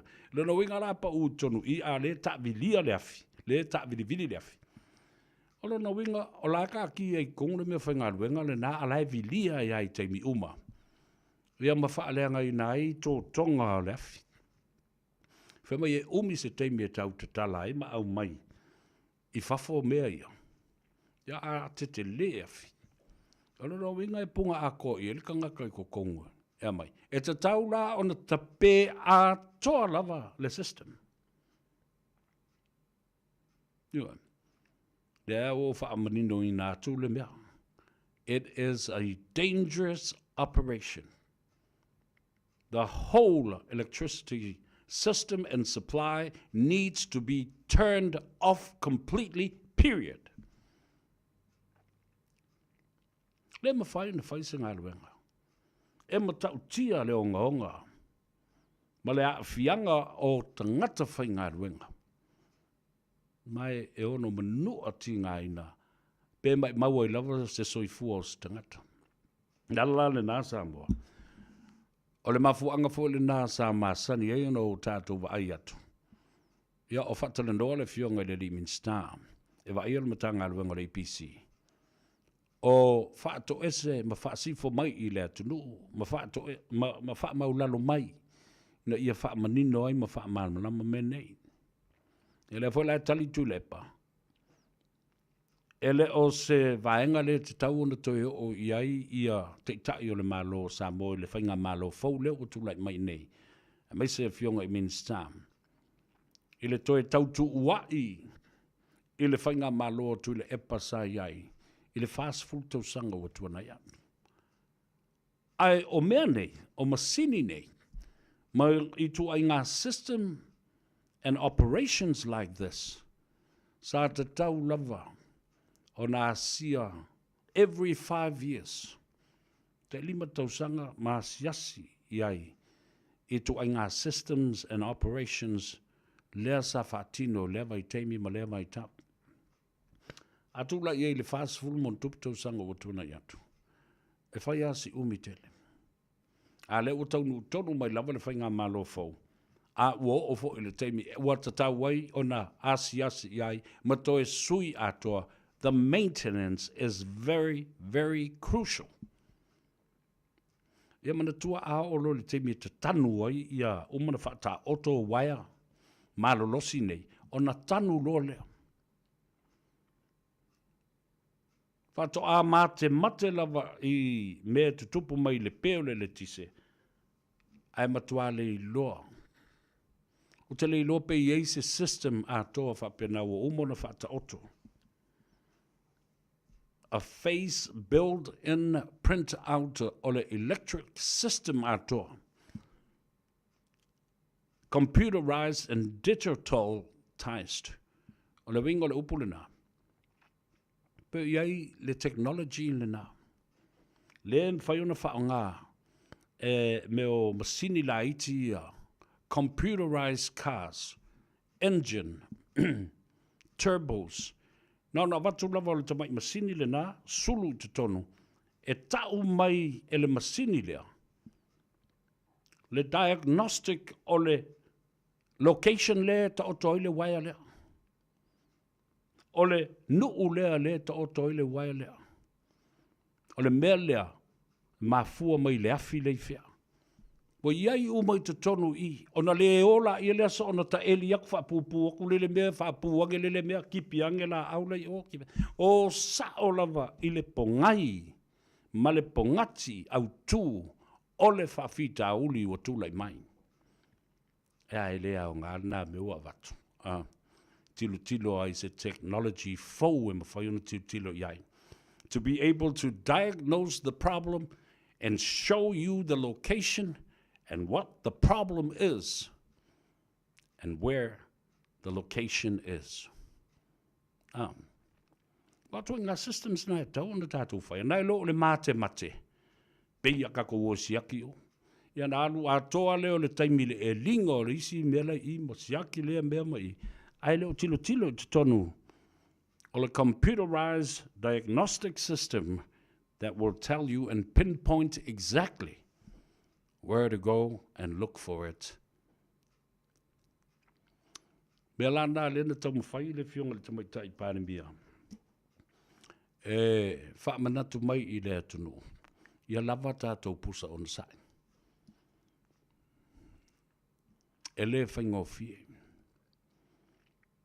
It is dangerous for all the staff of EPC, and it is expensive, and it will take time for those parts to arrive in Samoa. E umile teimi whaatalitali ai. Transportation is a major problem for us as well. Whela ua inga o meo uta ma whaamomoli ai maise o uta whaapitoa ia o vaenga or parts of the operation and machines, generators. Tanguta ai umi ona whaatalitali ona o whemalanga inga ele ngata ele ea. Ia e whapena fu i whemalanga inga ele vasa. Ia ma vaala uta. Na ia wawe na taunu umai ia nā. Mei tono le atunu. Lima la tātou wafine nā wa whamaunia o le a mai fiti e haia. Temporarily, nā o se teimi le tu mau. Lua tātou generators wa whatau mai i saina. Ia le mai lope fia le tau o a fo i o afine. Ai a whanongolongo ma whaafonga le lei i le ripoti. Ia ma le saunoanga fo i le fionga i le Minster. O le tau e tu le epa whapea e ono se 4 miliona le tupe, le surplus a le EPC na iai. A o le i o ese mai le whainga malo. Ai ena o saunoa le fionga i le Minster ia olo. O seisi vaenga o le tupe le na, sa feso soani, ina ia mawhai, o na whai aini nai pa u te isi e 2% e pa u ai le tau le le tise mai le teimi na e le HRPP. To e sau noa fo i le fionga le Minster ia olo. O le matua le leio le tu langa tau tupe. Tupe whaanganga. Ma tupe o lo o iai o polo fiti. Ia matupe na maua mai i le GST e to e whafo i mai ale matanga aluenga. Tele tupe. Le ala fo i lana na lai ona whaatau mai si afi tele fo i e whale na avene sa le longa le si lua. So, rest assured, I know for a fact that there is still money within the EPC organization. Ia, tātou nofo pēr ma whaatalitali i le nā vaenga. Ono le tātou whaatalinoanga whaapisinisi lea le a tātou wo iai. Ia, mana i le pese lea. Whaanofo fi le mua ma whaara le leo fōringa. Mau fofonga. I lunga ole ala tele. Ina ua awha tonu le tū lai lima. I le tautua mo oe. Ua ngā Gagaifo Faiva o Samoa. Ma lei a tau sa verso alo sa yuli. I le nei aua uli. O le aso lua.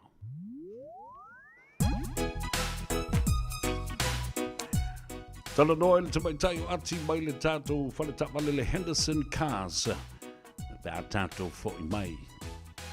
Ai kakala tu ile aku ile le nga ole kanga ka ai ma ai inge ingu ku fa au mangai o nga maka koe apa ai kakala tu ile aku ile le nga ole kanga ka ai ma ai inge ingu ku fa au mangai o nga maka koe apa falling lava e ka umai ai pe ka ke ai e pele o me ai lava e ka uale ai o la fonga fi ka ke ma o ngai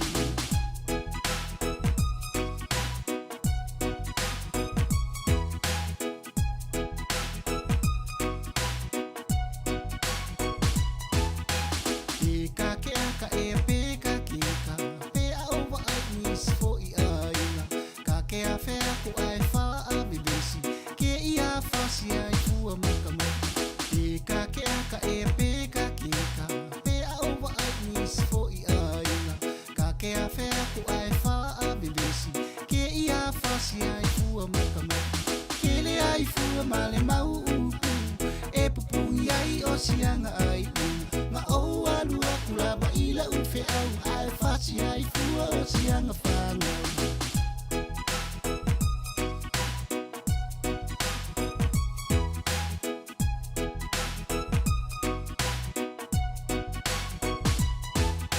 Ele fua kasi iso o se kangaka o kama ika ifa apea fo ikama o mea ai lava e ai uma a ole alo palava mo aso uma Ele fua kasi iso o se kangaka o kama ika ifa apea fo ikama o mea ai lava e ai uma a ole alo palava mo aso uma o kele iloa ilinge ilala ni pe maua se fofo o linge ifa amai a fai ai maua ai so ko alua e sili le momori ai o fofua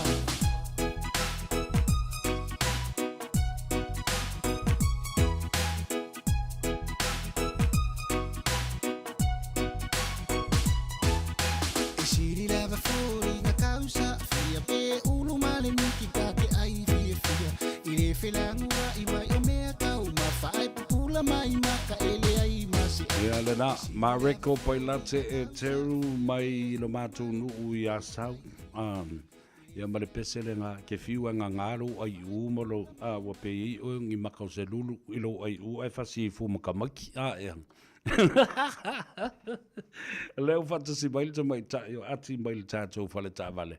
Le Henderson Cars, ia wafo se tātou li poti le aso lua le nei mai aso, tālo whalama ati, ma lole ngā dudue le nei aso. Ia malo se fusa vea ia tange mafo ia serelo fa tena fa foi ina le tapo kalame le ne sula le aso ia fitau I lava lo vala au mai ia le wa o mai a kile le pisi foi sa pise le ofenga le venga le saininga foi o konkarasa le malo la suni sa fa pe ona o mai nei le o uli io le la sa fa uma ai le sapunio sa sofa sa vale nei le sulai uno Makalo man o manuia mea uma le lofo malanga leo le sua le nai tu ia le koe manuia I nei sa so ofisa nei. Malo, whaftai, o whiwhia lava o te whaalongo atu, a le maua se tāwa nolo no winga o laima tua I e pisi a I tangata fau ia o saini kon kalate, ia ma ave fo I tua ia la tu tāwale, ia, la se tala le leile na, ia, a sao no ia I nisi vaenga I tā ua tele mole, whaafonga le tunu. Whaftai le pumula vangi o sa ni potia si I le sa sofa sa vale ia sa whaatumulia fo I sa so ofisa nei a nei le uli ia nei sa so aanga fo I lunga nei o kilani ia le se whaatino ina le saininga la so konkarate ia o le aso atai au. Hello? Ia, sao no ia. Ia o le aso atai au ia le whapeona taunu me e sa so ainga me la lo I wanga nui. Yo wanga nui o te fitu I tu la e te valu tu la le e drive me sa ia la lo I wanga nui yunga nei o kilani. Ia o nei so a inga lai so tolu mai lalo I Wanganui. Ia ma le so tahi mai Christchurch. Ia tai au la le tau nu mai e piki ala so ta avale me saini ala so konkarate. Ia o nisi foi o le malo le o nisi foi o le ofisa le whapeona whaatino ina le launching o taso application malu fo le tino I tatu ina mai anila o di ia. Le whapeona launch ai le I te punia le ofisa le tūlai e ono ia tai au mau ai tali o la so application. Ia o le pisi maasani lava le Henderson Cars ia so lava ia o le aso lava ma tangata fou ma o taso a inga fo I mai Samoa ia le whaapea ona a nga I mai ki mana o mia sesoani ki a mauan ia laso sa vale ia o le tūle fia whaamanaso atu lava whamulmole sa vea le tūlanga le pensi Ia, tauno. ma le pensi ona ia o vaenga sa ua ia e au lava ona ia fia le malo la sunu e le yanga I me isi so ofisa ona e sa ua tele ona tele lava le malo la sunu olo mai e mana o lava e apalai sa vale lalo la so swafa ai o lai e tisi ia o le tūlanga lea e sau lava ona i ese tangata full time ia tangata na se soani low application ia o le taavale ma le peineni ia e songi lava e oe le benefiti ia o vaenga sa ua nai a ona se fia le malo la sinu ua ele ianga I mai I taso ofisa ia e whaasino le tausanga po le application ia mo sau taavale ia o taso cashback ia mo taso referral ia o le e maua taso cashback mo taso referral taavale lava e apalai e customer ia e depend fo ia le cashback e maua e le customer I le taavale o lai apalai ai Ia, malo, tau tele le whailoa fo I le atunu o wai nai ta mama tina fo I le lai ai ia nai ala tu se leni le whaaputuputu ia a o hola fo I le benefiti ia e mna umbia la ia stungata lo whainga luenga full time e sau e so soni whamalosi e le application a le tama ia e alu ale ta avale I lalo le tama ia po I lo fo I o le employment unemployment benefit ia po se emergency benefit ia po isi ato ai ngā benefiti whapena ai ta uane nā mule whafonga mai seisi vanga I pa u ia te au ia e a fo I nei whailoa tu fo I le malo la sunu o nei taso a inga I e whapeona o mai apalai le anga ingoa le tax credit ia o lo to tele fo I le malo le sunu o lo le anga suafa ia po le ingo fo ia o le talia le Henderson o le ia maso option ia fili le customer fili le customer po te mana o ai pele ai ia ai e sosoani lava le Henderson gas I le maso option lea su e sita avale le customer lea le anga le ingo ia o le talia le Henderson ia tangata le anga le ingo ia ai o vaenga tawana e aona se fia le malugatu ia le ia ngai mai le taso ofisa nei mo le apalai ia malo whaftai whai e whinangaro iai ia whailo ia le teimi e tapuni ai o tau nei ia me se whao le tātou telefoni ma le tuatusi ina ia manatua pēr e le atunu ule mea lo iai le au au nanga ia o le teimi tapuni e taso ofisa nei ia o nei le afiafi I le ono ia o tae ao e se sala le iwa ai tapuni fo le ono le afiafi ia mai le asong fua e taula sfaraile ia o le iwa e tapuni le ono le afiafi ia o le asonai o le iwa tae ao e tapuni le lima ia mala se sa ia e sala le skulu tae ao ia e tapuni le fala afiafi ia taso taimina na e sala e taso ia male taimi tapuni ai ia malo after tele lava mo le talanoaga lenei aso ia ia le fagia le tua e whaamai anga ruenga o toi ia ai tawheloa'i le aso a taeao whaasoifoia le teminei ati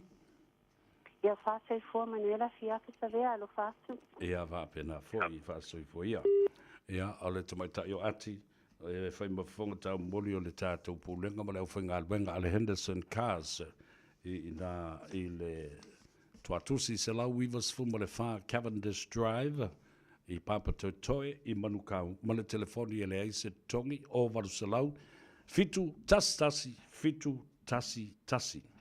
fifia o baba i atu o lo o mafuta maila ua fionga le whaipule o ale pata po ia o le tupai lunga po le tupai lalo fo ia o le whaipule o ale pata le fionga ia foi a fa ava tui amatanga ia po le fionga fo ia saumalu amatanga o se ngang fifia e fafte ia tolo e mafuta mai ia mafapena fo i ona au mai lo to mai malo malama malo sila fia manga va ese e tu sai fo malmatanga ruenga o le EPC le ala e fa malama mai le fionga le fai pule ma le la o fionga o le amatu la numero o le o lua tasi fa mauane lua iva fa fitu iva lua fitu o a pati fa fai o lo fai le teimile nei po le fa tu le tu Samoa po le vaenga fa fai e a fo e puipuia ia tau tangata. Au te matua fia e whaatala noa so se tasi ioe. Au te le whapea e whaitu au na o tangata o le whaatutua i le tua Samoa o tasi. Io lātou whaipule e whaatala noa. Ai i laua fionga i le whaipule. Ia tasi le nei whaipule. I've always had a great relationship with this gentleman o whaava amatanga saumalu ia po lau fionga fo i saumalu o mai o na whae atu papa o le swafa ma le itu malo i lau fionga le sao. A whai e maua se avanoa. Ia ona e so tai mailea. O lua tasi, lua iwa wha, fitu iwa lua fitu. Tātala noa e fo i lea, ma wha soa fo i lea tunu i ngā luenga te tele. Ia e mai se fo i o lau to mai sa vea ai fo i o se officer sili o le telo matanga luenga. Peila o le EPC, ia maisi atina e te tele le tunu, stasi nei o ouso. Sa mātou ngā lulue, ma wha oe ai, ma wha ngale ai. E lea nganga le lei wha le uso i to tonu o lea onga, o le kolisi o Samoa. Ia a o le i alulu tangata ia malana, ioe, ma toi fo i atu ia o onga, ma toi fo i atu ma ngā lulue i le malo, se i o lava ina se ei i tofi o i tu malo, i le tofi whaafai pule. Ia a o le teimi fo le nao, vea o se te iulu o tamba umo lea onga, i to tonu o le kolisi o Samoa vai vase. Whaaftai o Faiva alo filima, o lo o tapua i pea ma mata atu lea tunu, ia me se fo o se ai o lo i tu malo, i lo fionga le li whaipule, fua ava, sau malu, tui, amatanga. Talo fatu le ato se ve ia te oe mwha mawane le tanu Maryland le la ua sau no le fionga le li whaipule. O le mele ta o le turbo. Ina ia wha malosia pe wha malosi fo le me ta o le compression. O le afi lea o le generator ia po le afi lea o ngausi mai ai ia lea fo i le eltise. Sau no fo i fuava. If it's not well maintained, issues will arise and problems too. The lack of product knowledge will become useful. Mai e te tau o na lavalo sila fia i vaenga ese o le afi.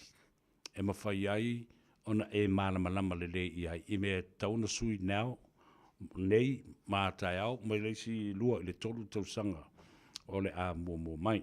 Leisi fo i saunoanga fua ava sau malu i le mata upu lea o le piston. Ma le piston leo te vai pese futama i whao fo le lea lui lunga malalo.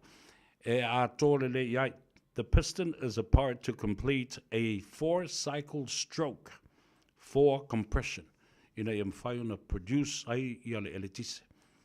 Ta ua tele ia whaamtalanga i lau fionga i le li whaipule, ina i mwhai ona whaamanino e fwoi ma whaamalama i lo tātua tanu. But, my dear brother, i lau uso whaipule, ia ma lau fionga le tofi o le tu malo a le pata, i tu pai lalo, po le tu pai lunga, tele o mautino le temile nei. You know, I welcome you for a discussion. nothing to do with politics or whatsoever. A o mea o le nai te sila fia e ao ngā mataua. E manui ai le atunu u lau tele. O mea ta ua le nā, a nā o toi whata oto atu i nā. Ia lau telefoni lau a fionga le li whaipule, mua awa sau malu a matanga. O lua tasi, lua iwa wha, fitu iwa, lua fitu. Lesi la mea le ta ua. Wa leo o whaia nei se whono le palemene. Ai o te wala au lia, le tele o tau. Routou pa ia mawalunga mana mamalu o suis whono umo le palemene. Po le tua ngai, po le tua a fo e rolo tua i le malo. Fa ngā le tātou por kalame. Io a yaini vaenga e fia sau no i aima tulei maftalai e le leimo le atunu. A mese lalma ta upu le e au fia ai uma le atunu uantoa. E pei o le tise swa vai fe malanga inga. Ia po o vaa, po o vaa lele, o alava, o atinae. Ia awa o te loa fo i sai ai ia nisi fo i o whaafita auli na tūlai mai le tu māloa le whionga le li whaipule. Ia ai o te whia manino fo i mālamlama pe a whai e talia i le whingalo. Mane tō whaa le whionga le li whaipule. E le whaasoa. I se aso le nei vai aso po wheo o ta oto e lang tonu o leo na taupo. Ia pa ua nofo whi mālie fo i. Ia mamai au na soa le pule i le whionga i le tofi. Le fono whabai ia matangata o le tūmalo.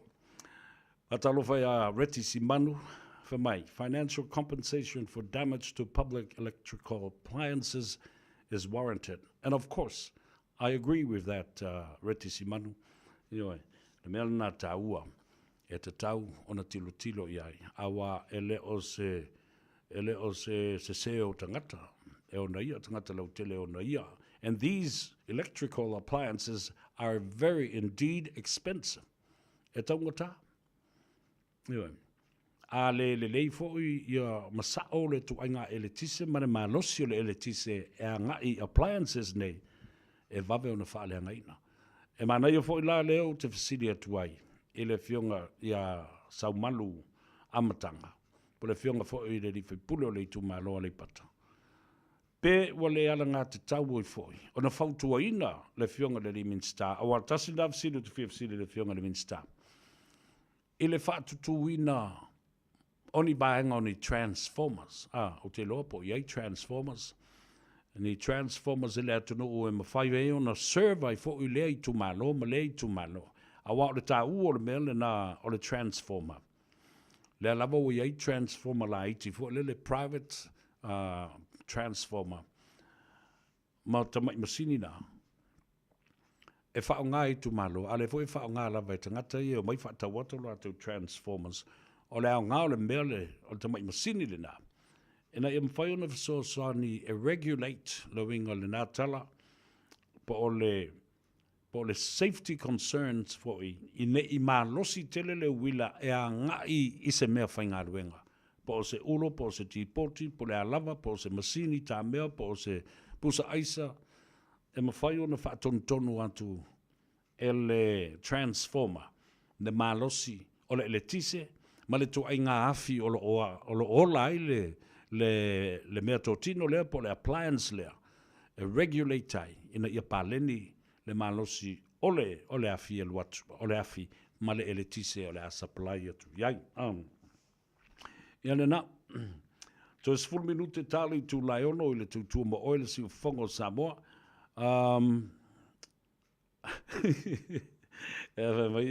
Forever. So Reti is not in Samoa, you're on your own. Yeah, Lena. Yeah, vai. Ole foi maitanga se fa mole. Manel talilia forever so malu. Ole le foi pule. Ole mau te forma de parlemene. Ole foi pule foi ole tofi ole tu malo. Ole pata luo tu malo. Appliances, if purchased in Samoa, but overseas appliances, no warranty as overseas. As I believe, but with a Samoan insurance contract based on the combo or package covered. ia o le tele ia le ngau sa o le mele a fa pela fa tau ia sau pusa ai sei nei ia po sau microwave ai le ia se warranty ia le mele na tupu i Samoa a pe amale anga ile a fio o lau masingi i Samoa ele se warranty ele ia vatua fo i se konkalate ia ma se fa mamna manga ile va oe ma le fa le lopo no liming le no fa tau mai ai lau masini le ia wa ma o le sembe am salo le sa o le na le sa nanga ale afionga ile ali foi pule fa talu fa tu vai pololo fa pe fo i ta sesa lutu talu lava auto umalava. Press the like button, share our program, and comment on it. Alu le taimi, o whaitau o tau swafa. Ai misi ai ia isi mata upo le tātou polo kalame. Ole asafa really day. Ole toi amatali ai ia le tau vanga o pespesenga wha le nganga. Pe una tā pena ai ia le asosi o le ainga musika o Samoa i au kinani nei, lo o tu ai matangi olo ia le tau whapo le sunga fo ia tuna matia, ia junior mai loa, ia ma le lātou komiti whafoe, ia mai se fo le lango ia le Ecclesia, Assembly of God i nai mangele, ia mai si fo ia tātou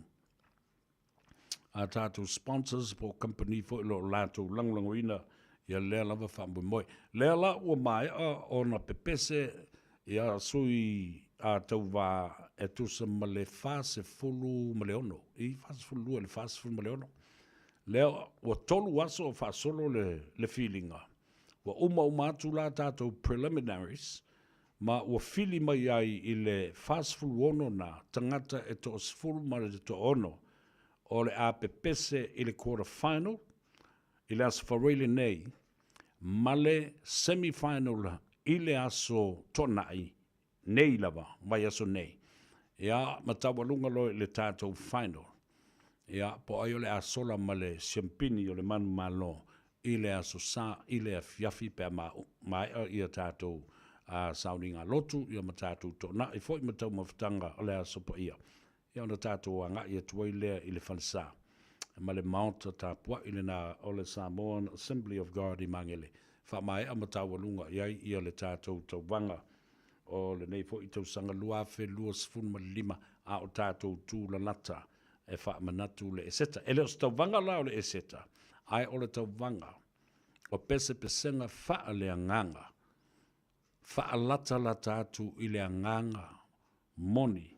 Ma le mafua anga le seta, ai leo se tau wanga le seta. O le seta ia is another big issue and another big event, perhaps later down the pipeline, we will do something to it.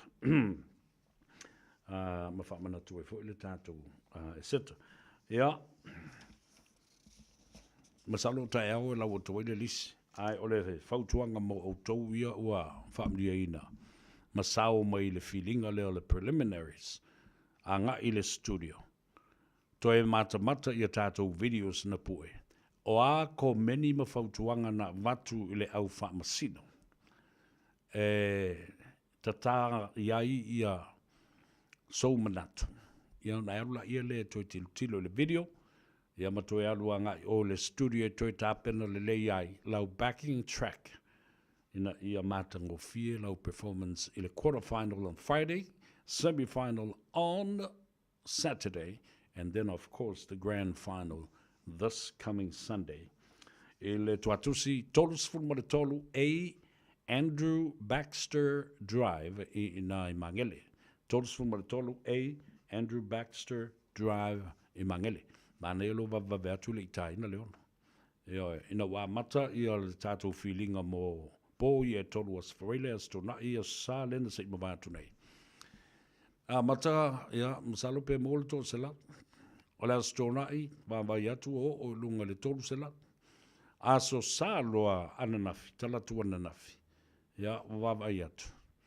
O whasiko kele, o tumu mai, e mana ia lalo vave atu le aso whareile nei, le as tō nai, Male a sa ilis and foa e mapu yei oe.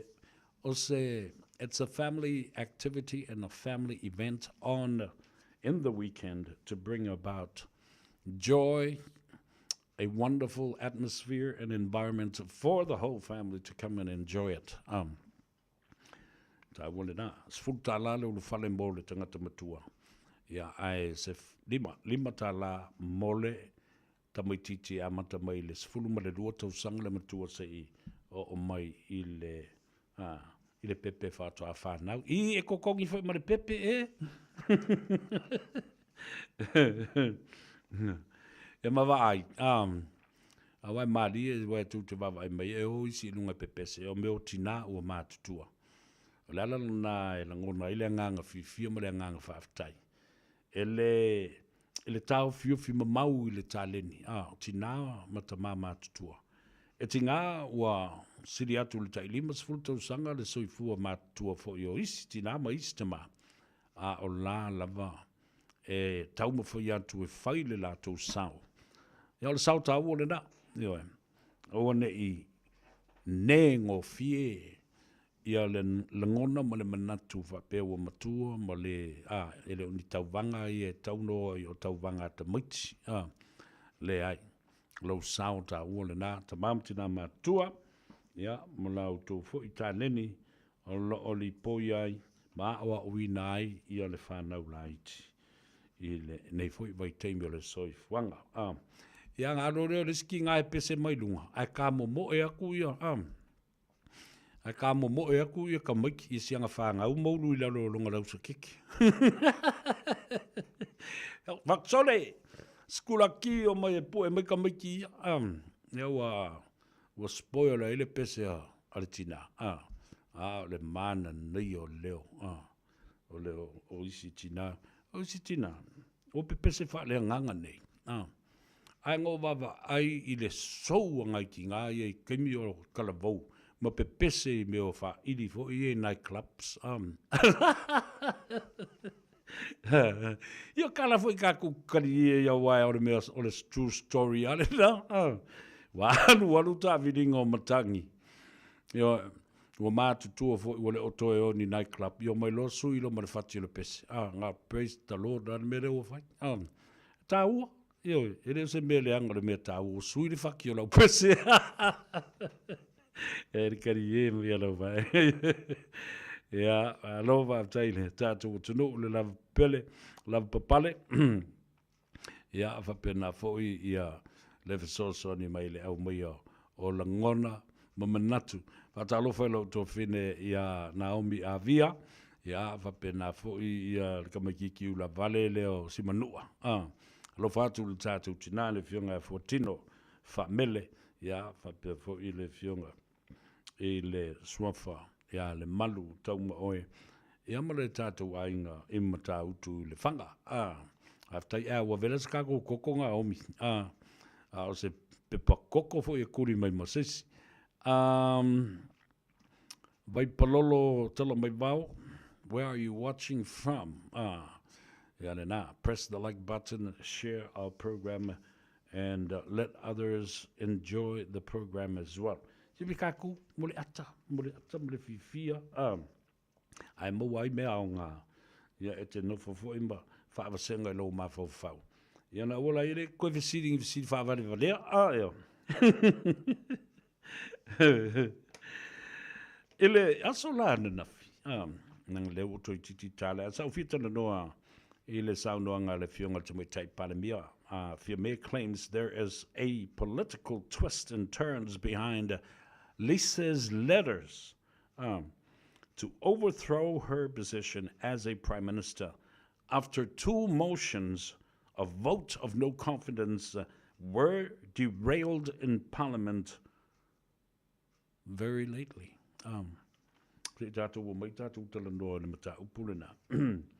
Ya, wa so se mea la vai sabo, e te taua, so se mata upu, e te taua ona iai, se mea whaaforinga mai iai, e iso na so tanga, e se mata upu whaapurukiki, po upu whai o malo, po se vaenga whaapu whai, pe o se tangata foi, o se vaenga o se pati whaapu whai.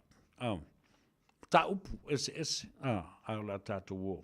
Ia, e tāle pese lea masa ili tātou tala, muli i vai whanua. A whai o kua wole se tātou tala o maua mai. Ia, ona tātou ola ia le whaingi pese se lua pe kolu. Whaala ele tangata ua ngā Gagaifo na Faiva ua umang koloki lang kāta. Ma saingi malonga ingoa. Ma savali vali ia tuloa. E alu le tā vale pe pu le pasi pe alu le train ia pe moa tu fo iso na lifi sisi uso la te whainga luenga whatasi. Ale o le nāfoi, bai. Ko umea ko kingo le whalwhainga luenga. Wole. Tu ule mea le nao le tau o. Ma sava vali ia tuai ma mea whainga luenga. Ale company, o mea tō tino le company. Ioi. La ko mai la kai au. Ala wa whelanga whaonga. Ma whai me whawhaingofi. Ia ko ngā luenga. Awalanga oi. Tō.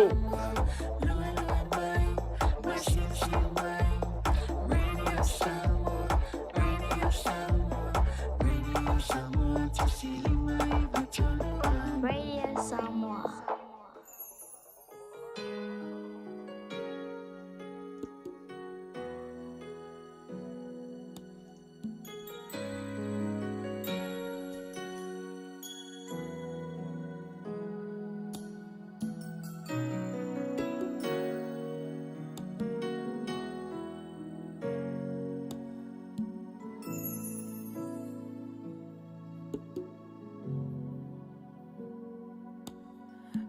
Tau sele malanga, fataya imayaleanga, sa ili o se file mo, e ainga ia mautu, wow ilone, wana o e tama, malue ilea o malepo, musamanu ia, telea so. Time elangonai le vai maletinga telefa mai nai le lofa now Emmanuel va afetai tu.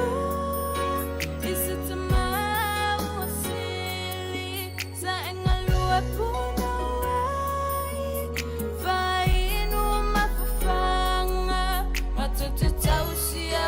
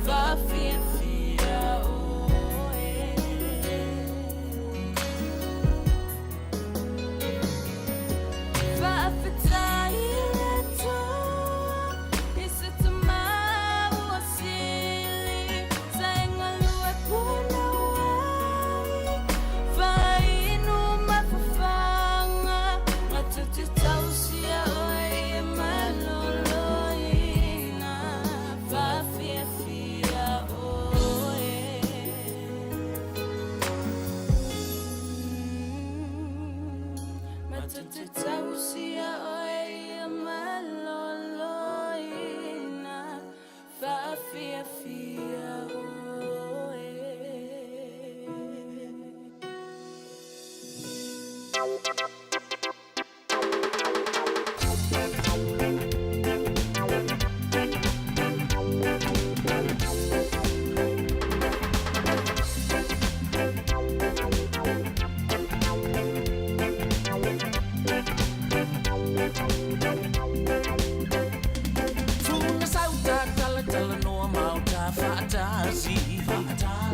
Sauta ulima tao ta sabali vali a o tae vai I le susulu mai o le masina mata faia o se tonu tae vatu I le te wila fantasy take a trip with me la la la la la la la la fantasy take a trip with me. La la la la la la la la.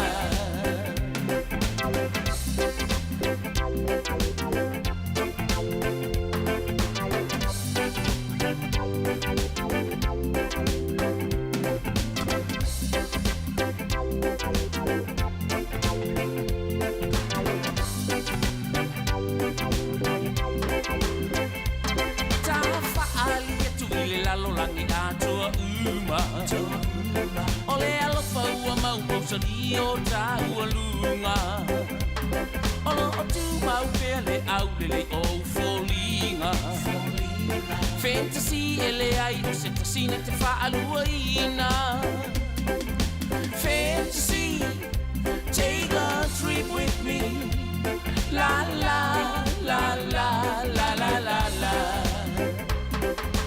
Fantasy take a trip with me. La la la la la la la la.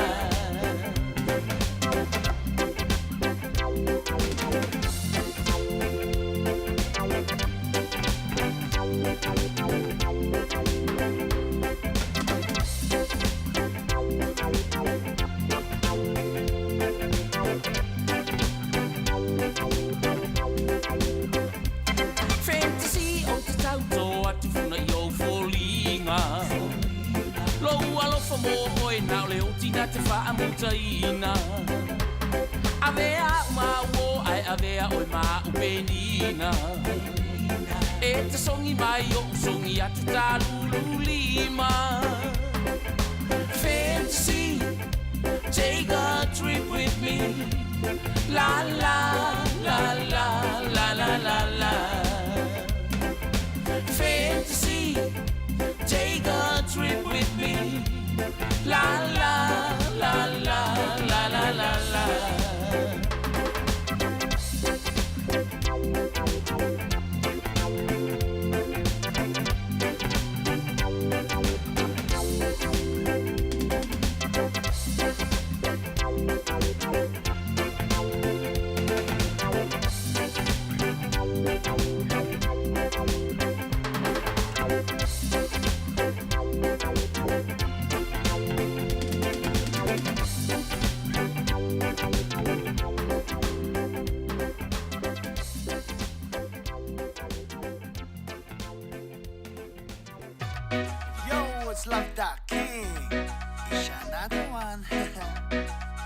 Samoa, this song is for you.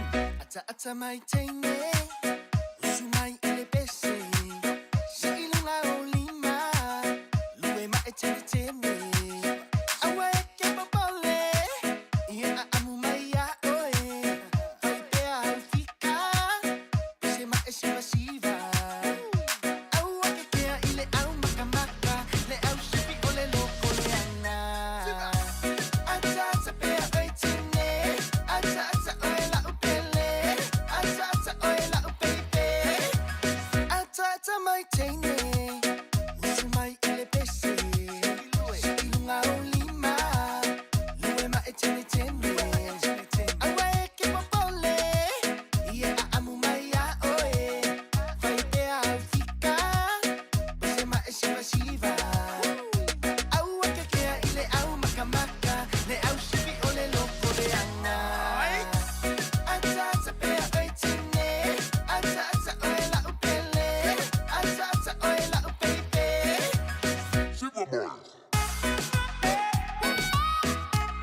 Olo e whafonga le tautua mo oel si u whonga Samoa, le Radio Samoa, sifuru lima i watolu a moe au kila nei mali a taua.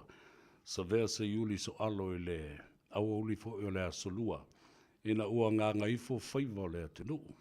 Matu oili wha malo, ma le whaaftai, lau tau lava papale, eo ma le whaatotoa fo i tiute sa whengai ma ngā pātia ai le tai au. Ina ua ngā e le la, ma la usu fo i le atinu ui. I ona Faiva masani, o Faiva e whaia i le ngā taifale. O Faiva fo e whaia i le vate tea. Iau a Faiva ngā o le au ave vale le ma pailake ma kapteni. Ia o Faiva fo i e whaia i le tua vau, ia whapea fo i a le tūlanga lo iai ia le tua sivi. O le vaenga tā ua sa au fia talanoa ia i le fiafine nei. I le mata upu lea i le press conference i le asona na fi. Ma le fionga i le teitai o le malo. Pe una au whaaftai ai i le tūlanga. O le fio mai i luma. Ma fafola fo i le fala ma le au tustala ma le au whasala lau. Ina ia nofo manino ma malama mai le atunu i le tūlanga pangatia o lo o iai le peso o le pawa i tono le atunu. O tele mea ua a fia. Ele ngata o a onga, whaalapu patonga, o pisinisi, o kampani, tu maoti, o le malo, ai moise, o tangata lau tele o le atunu a toa i tu mua, ma le motu tele i salafai. Lea la ua au mai ilu mambea le fionga le tumaitai palemia. O la ula fo i te talo. Ono sa i la ia lea Samoa. Lea ua tātou malama ma whaalongolongo le lei i me ia tutupu. Ia le i tutupu fua mea whapenei o me e te tau na toi asiasi ai. Ia ma whaawau le me tau le maintenance program. Ina ia whaititia tupe alu. Ina ua whaato a tupu mai se whaalavelave. Ona whaato a o le asi, a o te lele mana onga o tātou tangata. O lona winga e tauna iai se maintenance program and plan ahead. I teimi uma, e tūlai mai iai ni whaalavelave o ni so se mea, so se ati na e le tunu. Ina ia awane i ta tope atu, fo lea ina ua te lele mana onga, te lele wha whita auri ua tūlai mai. Ia, le whai mai a lo tua fine ia Naomi Avia. E le si a te le lava lea o lo i tua i le whanga. Lea o lo o alua tua i le sua vai ana i fulua sou ma fianga. Lea whai o lo tupu ele wha la vela. Lea le mea e whai a Naomi. O e kai maingi pipa mai kai le Mata River. E vai se kako masingi inga. E vai mama e se ai ia le meo le o ona ma le masi mo le sami. Ai whao ngā le vai a uri le leile na e vai mama iai. Ia ngā o mafo leo le pisa. E le si mata upu le vili mai ei tangata, i meli, text, whapena fo i so se taimi mātou te whaidoa iai. O le mata upu i le tina le malanga atu i Sydney, Australia. O lea o lo iai le la polokalame malon to lua le tamale nao saia. Le whaingoi nao le mauta Samoa. Au te whaingoa la vai au la tau i o le whale o pi inga masatani ai o a uluna ia wātu le whaafunga mai a le atunu. Whamaitala tangata, le atua, sa vea. O lewa na tau na whaise mea le whawhine le nā. O lai nofo o le matanga aluinga.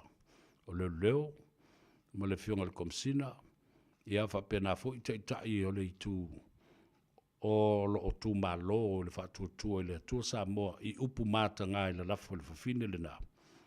I le fionga le sa whapito ma le tamaitai pārpia. Whapena fo i le lauina o le ngaoi o la auli teimi umo o le napol kalame. Sa au whai atu i le tōtele o tangata i wala au mai. E le o se whe au le nā le a taua sa vea. E le o sa o matawhai ioi fo i le nā. le longo ina o leo mai la tau lo ia i Samoa lo whaatatau i ei tala le whawhine lea. E o ne loka po le ale me whai ai. O le mea le nā, ta ti atu ia tau. Tai o le atu nuu, whapena fo le mata ngā luenga leo. Ina ia awane isi ia lisi e whaasavani lisi. Ia whaia le mea mi o tonu ia vāsanga tutusa. Le whaatino ina oninga ngā i o inga. The same treatment that is done to the others is the same to be done to those people as well. Ona ne iata ngia mai ai. Ia le whaai tu au. Po o ai o le lifa i ai. Ia whainga whapea. Wale mu whai ai. Ona whai ane mōrianga whaasoli tu la whono i le tau whaaleanga ma le whasiotia o le tamari anga. O se tangata. Assassination of character is a very serious problem in terms of defamation. And defamation, not just defamation, defamation with malice and intention. Toi ngā whaa leanga tangata fuafuaina. Male matua onga lava. E whasiotia ai le tamari anga. Ma le tau le leo se tangata. Ia, nā, o tali atu le mata upule na. E pei foi ona ufai atu. Po le alawa le mai e ao le tula whono i Samoa. I mea nei, ma le tau a apa mai o le 5 umi. O le tula whono.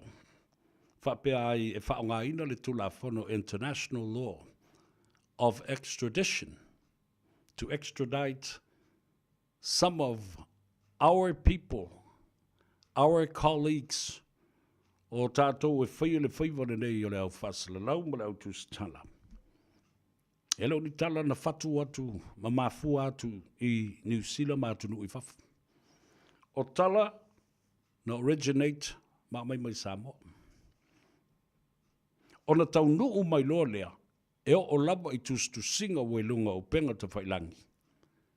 E au fi ai matusi ale te maita i o lise leo lo tua ia nei le mata apu lea. Wa leva na lea i le ea. Ai o le teimu mua le nei wa au mai ai e le au tūstala. Ma sao whawhai ma whaafsanga ai. Ma tau ma whai loe vase ma pena. In other words, those original letters and those original stories, whether it's true or not, they were already circulated in the pipeline and around the world on the social media. It originated from Samoa. It never came from New Zealand, Australia, or any other country, except those other people from the United States that were locked up i Samoa ina ua tau fia i leo le vai tau le nao. Toi release ai lola ia lea toi a mai peo le tu mai ta ina na pikini a malisto ina lea sa whaifola na Polkalambe.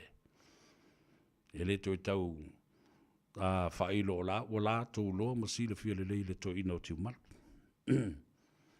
A la ua ta loka atu ai lava ma whaipopo la tau ia ma tala paunga ma isi au vaenga. A o te tau tala ma tala noa i le loto i whale o le autu stala ma lau whasalarau i New Zealand nei. E ui ala ina le i whaitau i nātu i lunga le Polkalambe a lei a tau o Savea i a tusi ia o tau no mai. Ai na ona tilo i ai ma whaia le Faiva to analyze words, lines, and between the lines. Vase, pena, mai tau, ma whai tau, i leina ma vai leina. Ma mai ioa lelei. The process of analyzing, the analytical process of trying to put these things into context. Ma malama mai i le whetuna inga o a winga o upuia ma tala ia a o le taimi le mea sili o na tāua o le taimi. O le taimi na tutupu ai mea ia. Whether these incidents and these events happen at the same time, or perhaps spontaneously, or whether it happened in a chronological order. Ia le tāua na o le tilo ia I mea ia. E au noa male tua ia mauti noa o se tangata. So all these things are allegedly allegations, speculations, but nothing is proven. And that's why, o le whai te tenga na tāle nā, awa I le tula whono defamation, o le tau watu e au I leis tangata, o na whaamatala le e leis tangata I le tangata lona tolu. If I share this information with the second party, and the second party will indeed share it with the third party. Test now the defamation I le tula whono. E loa ai ua soli le tula whono. Ea mai umafa mo. Transcripts. Ano bela leo te whai atua nei mai au te tū mau.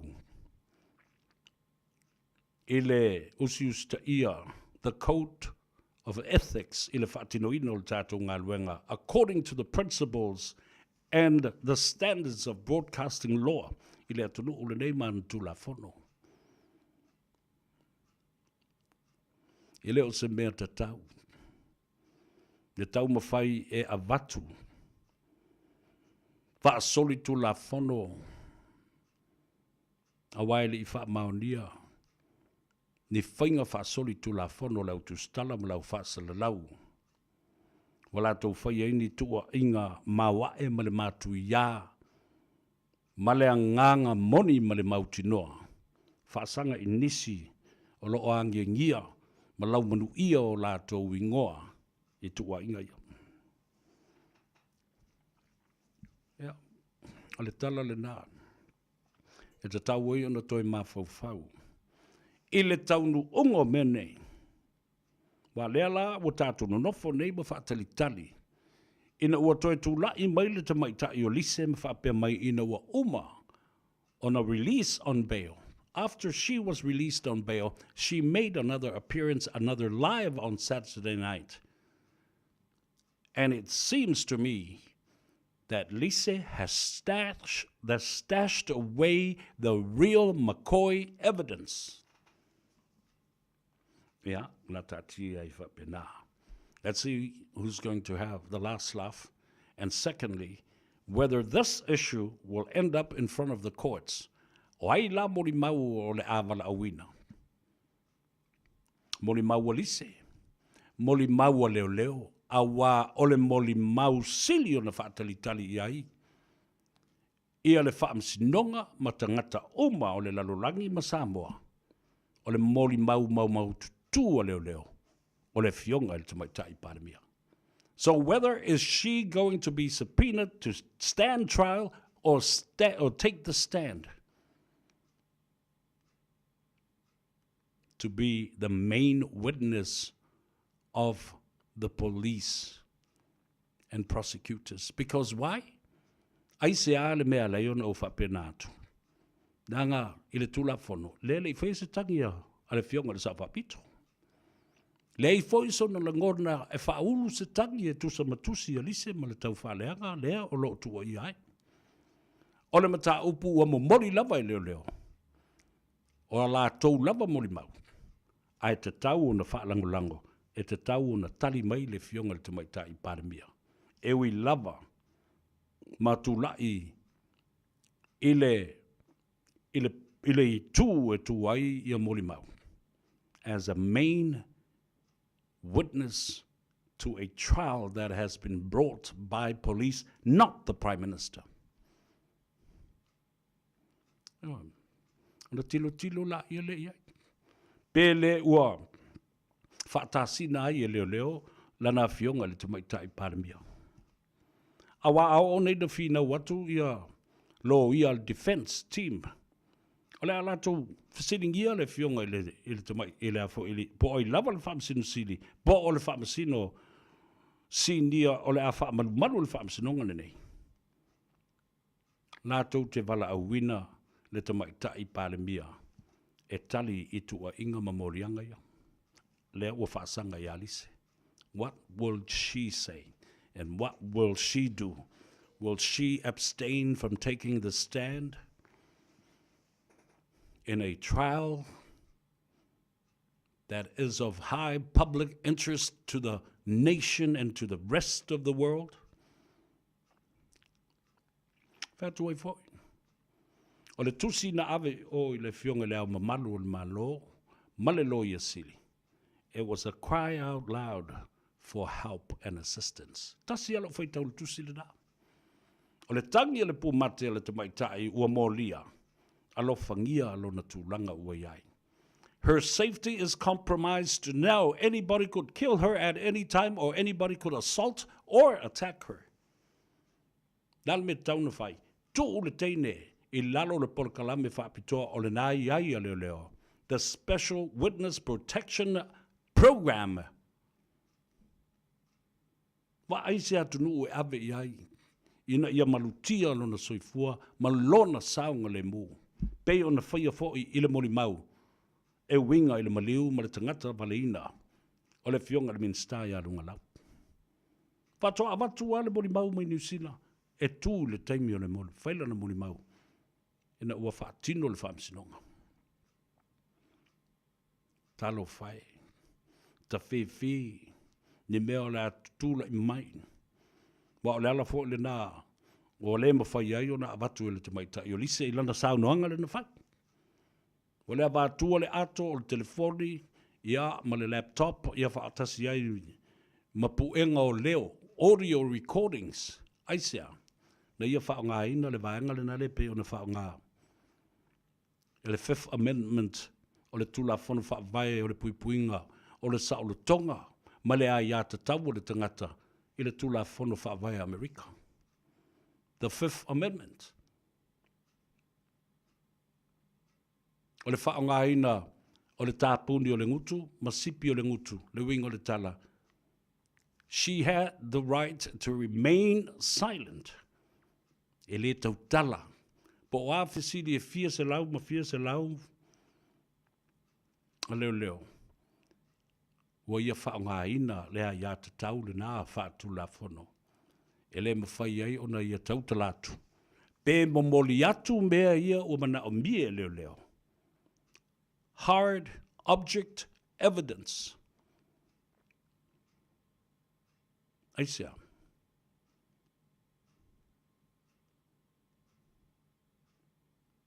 Aisea. E leise meo wha maunia. Nea ia ma se meo wha maunia nei tua inga. A o le tali tonunga o lise. A whai e tautala. Ma ia tu ina atu mea ia wa ia wha iloa mai. Nā te le wha tuatua ina leo leo. La tau te tausi malu. Evidencia. Se ia o I le aso e whaatino ele whaamsinonga. A wala le mea mali e lea e la o whautuanga a whai o iei mea whaapena ia lise. E te tau o na whaini copies o mea nā for backup. O na ave la e lea I leo leo. A lewa uma na pre-record uma ma iai. Ma sefe uma me I le originals.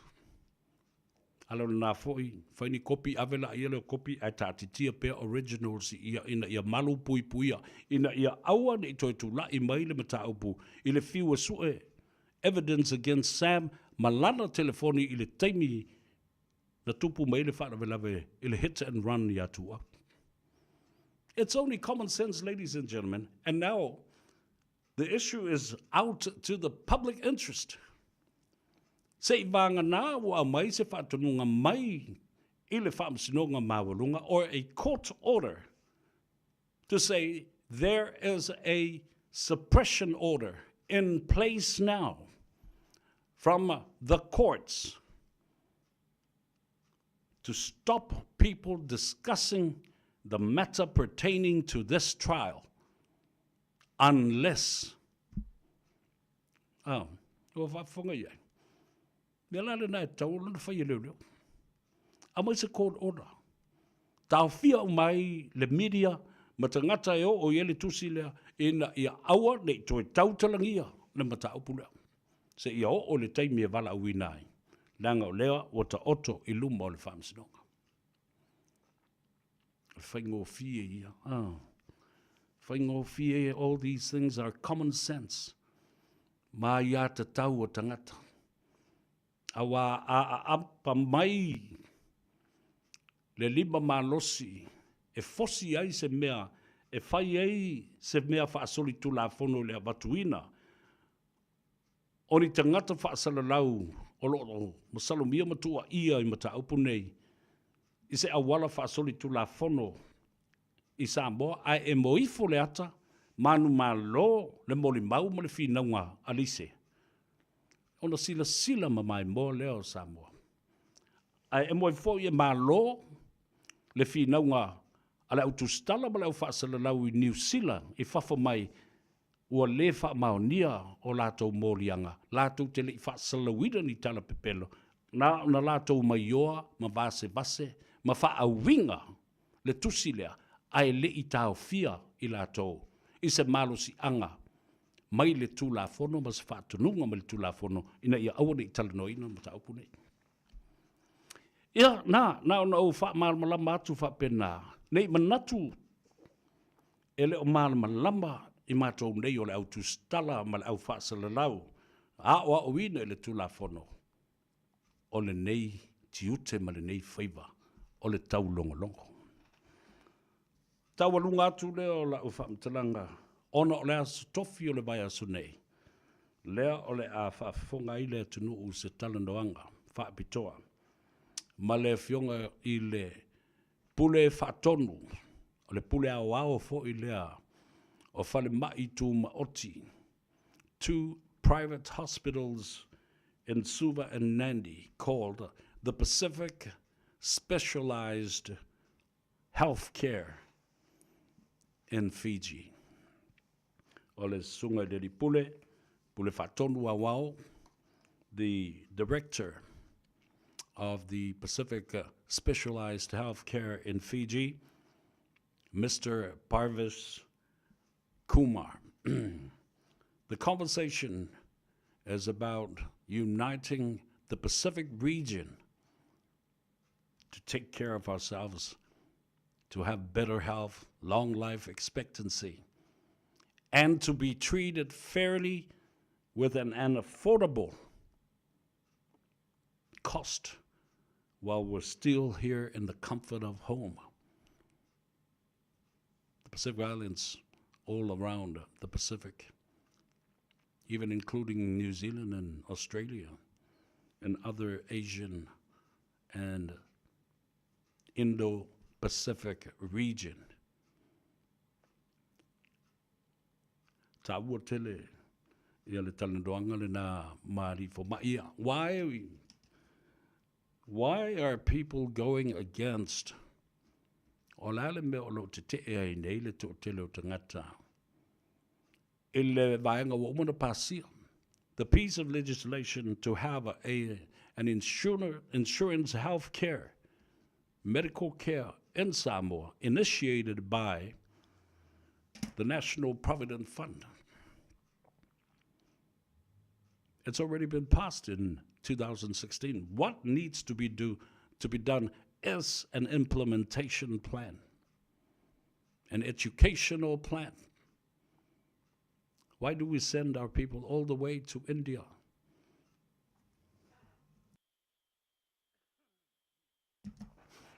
For 3 or 4 or 5 days with a huge price tag on government expenditures, government budget. So listen carefully to that conversation this Thursday as I bring to you and introduce to you the executive director of the Pacific Specialized Health Care in Suva and Nandi, Fiji, Mr. Parvish Kumar. I think it's a wonderful, wonderful opportunity for us.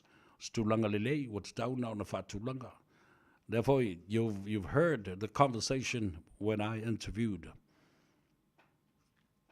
His Honorable, the Chairman of the National Provident Fund, Sunga Pali Tele Tavita Panoa. It is a opportunity for every member of the Samoan community to be able to afford a treatment right next door to its shores. 1 hour to Fiji, taken care of in a world-class facility with world-class top professional doctors and specialists at an affordable price. O le mea tā wulina, tātou tele toe o mamawai. Tō telefoi o tātou tangata mai atu no I whafo sa whainga luenga lelei. Whaputuputu o lātou se leni mo toi fo I atu e whaia atina I Samoa, mo toi ngā lulue I vai nai taimi I Samoa. Ma whaalui o lātou tupe. There is patriotism, and patriotism are some of our people that worked for their hard-earned money outside of Samoa, and now they're returning. What do they want?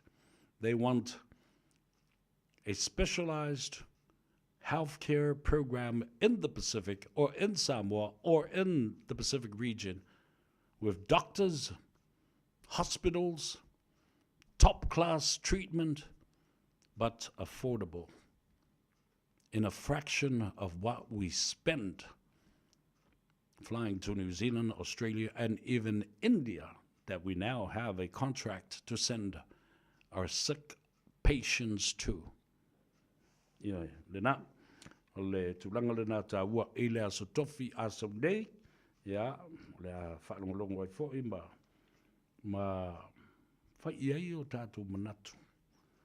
Whaonga iai le nupi wha, ma langolango ina, le National Insurance Medicare that will be initiated, has been initiated and has been approved and passed by legislation of Samoa in 2016.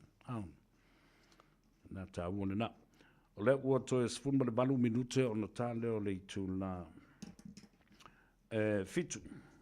O te wabai atu o ile ave pasi le I ele o kere o aia kua I se ave pasi o le pasi moe le le waa moe le la la ti e ai mamalanga I ia le atunu I le afifi nei.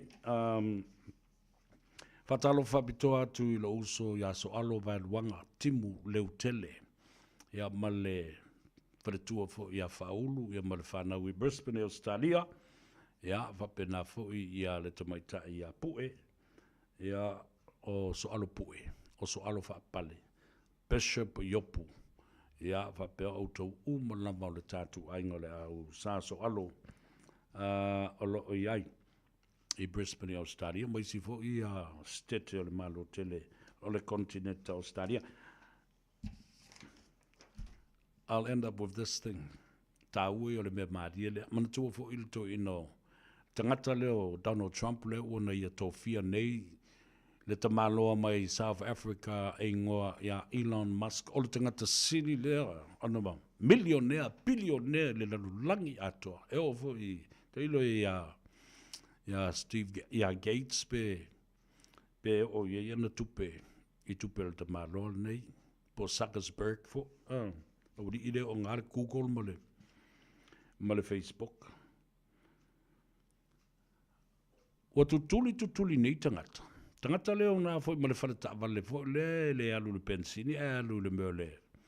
le malosi fa le tise po le malosi fo le la le Tesla.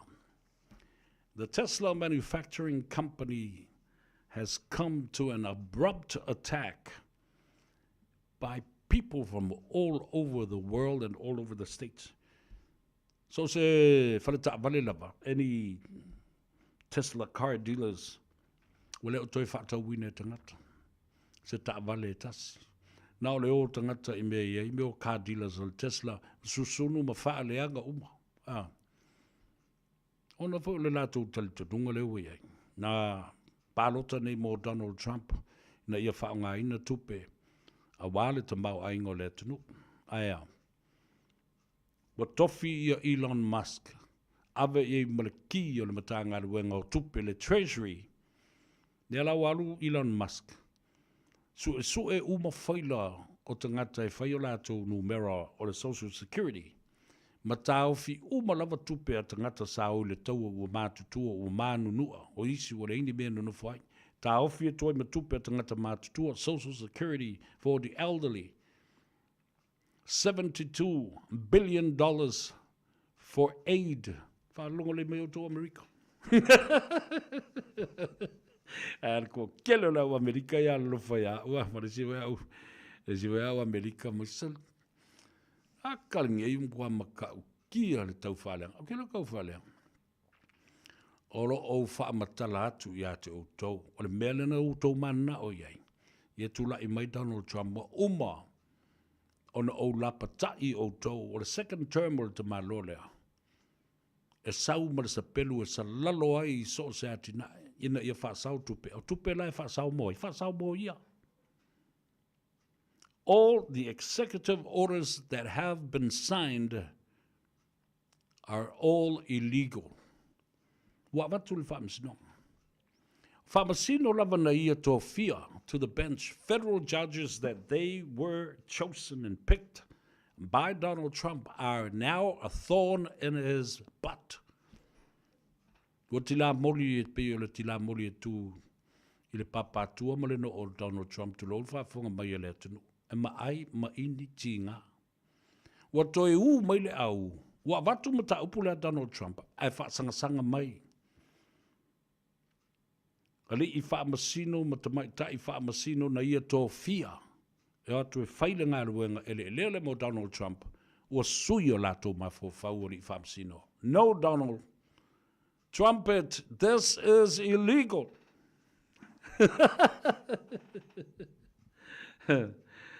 Now, people are attacking and destroying all Tesla car dealers and not buying even one of them.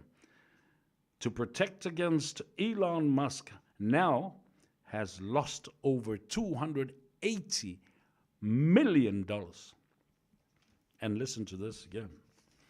Canada and Mexico have stopped importing car parts and resource materials to manufacture Tesla cars. Tau fi tutu lava Canada ma Mexico le to maia le oa, le to maia le alumini, le to maia ia le mea le u amea, le to maia car parts e fau ai le ta vale le te malolea. A oti ai nāla le lua se lau valu se fulu miliona. Mafua maia Donald Trump. Is that what you wanted, America? Ai ba ai lai Alaska whaano nolo loto ana le la. E te ale tolu, ua utoi ala mai. Ai o tilo tuloa news from Alaska Anchorage. A inga Samoa na whana nau maola I tutuila ua o no nofo I Alaska. Ta loka oma mai lava e Donald Trump. Ona e su e atu. Sa whana nau I tutuila. O tutuila, they are only called U.S. nationals, not U.S. full citizenships. Talo Faiva tu e pe o whaingo mea o la watu whafonga le tunu. Was this the Donald Trump that you voted for and you wanted for? I already told you. Now you deserve what you voted for. No whai atua ewa I upu mata ngā e ta lau me te ngata. Ia o kango kofo I kaika ia I le whemilo sa I upu fo I lele a. A mai le a fo I popo I le turmeric ku I ma le masima I ma. Ia koe lele ak. E le leila ngai lele ak kua flavor. Talo fai. I le pangatia o iai o tātou tangata. Tu la fono na tau wha mārmala matu ai pepese mai tangata. Leave our president alone. You don't know. You don't live here. Hey, I've lived there and worked there for many years. And studied there for many years. So nothing has changed. But it has increased the potential that I have and the capacity to know more knowledge about that. Yeah. Lo famai le tua vai lua tusa sa tātou manuia. Mangalo fo I se leo le o nei pe fai wala vale. Fata fea I au wau o nuu le ai ngai le si o like. Tātou te talo ina ia maua leo la ma le soifua I o tātou te tai. Taulu. Ai a ta oto I langa tonu ina ia iai se taunu unga le leima se mea le lei e whanau mai ai. A wā e iai le tāua o mea tutupu. Ina ia toia o ina mai ai I tātou. Ai o te tali tonu lava au ia. O nei mea, sa le te tau na tupu. Pea whai ua matua tele le wha kemo kalasi a Samoa. O mea nei, sa te tau o na fofo I le anganu. Le wā whaloa loai. Le wā no nofo. Le wā tangata. Ai maise o mata upu whaloto I whale. Patino lava I le ainga whātua I le atua Samoa o tasi. Ona mafua I lea. Ona oso se langona. Ua le ai se loto maulalo. O seisi. Nā te whātupu ina le file mō. Mao mai tātou whāle ma fofoa la mea le mataupo. A o le io o ina matua māsai sai tele le upenga. Ma le mawhai o na toe whanga. Fono e toi whangota ata eo. Tu au tau se tasi o pese le a taua. Ia, whano fo file mua I fo. I o e le le fiafi. Ia, tau nuku ma le file mua. Whainga malanga I lunga o le ala tele. Ia, whapena. O na manuia I la tau o lo whaia. Le Faiva lea. O le. Ngā se senga o tau mawhitanga. Mga ruenga I le loto I whale. Domestic duties at home. Cooking. Mū mata I aso umama. Teimi uma I le. Ngā se senga o tau mawhitanga mo le ainga. A lai ka whawhausi.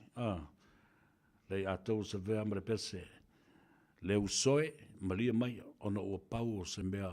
Ua omaua. Le ua waku umama oi.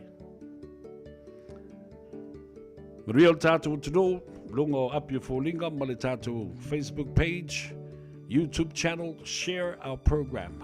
We'll see you tomorrow. On the next episode of Gagaifo Faiva o Samoa. Whapena fo I lau whionga le rifai pule. Fua awa saumalu amatanga. Ia manisi o auto uma o whipule o loo asi si mai lunga le upenga te whailangi. Po o au ki lani nei foi. Soi fua mai maruia.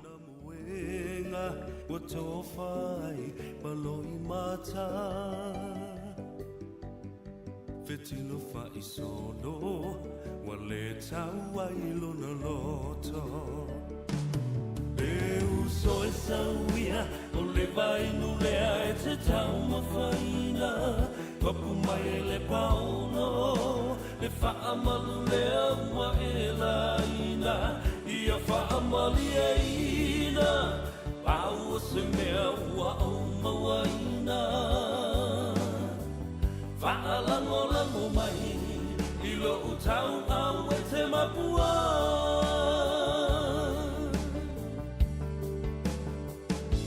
Langona le fia ai Se fulu se nese I whaalawai A o se ato whalu Pela vai o se papa mafu Amu ia la salo wa masa no sano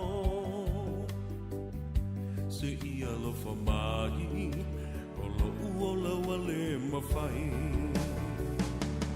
Peu so e sauia o le vai nu lea e te tau mawhaina Kapu mai e le pauno Le whaamalu lea ua e la ina Ia whaamali e ina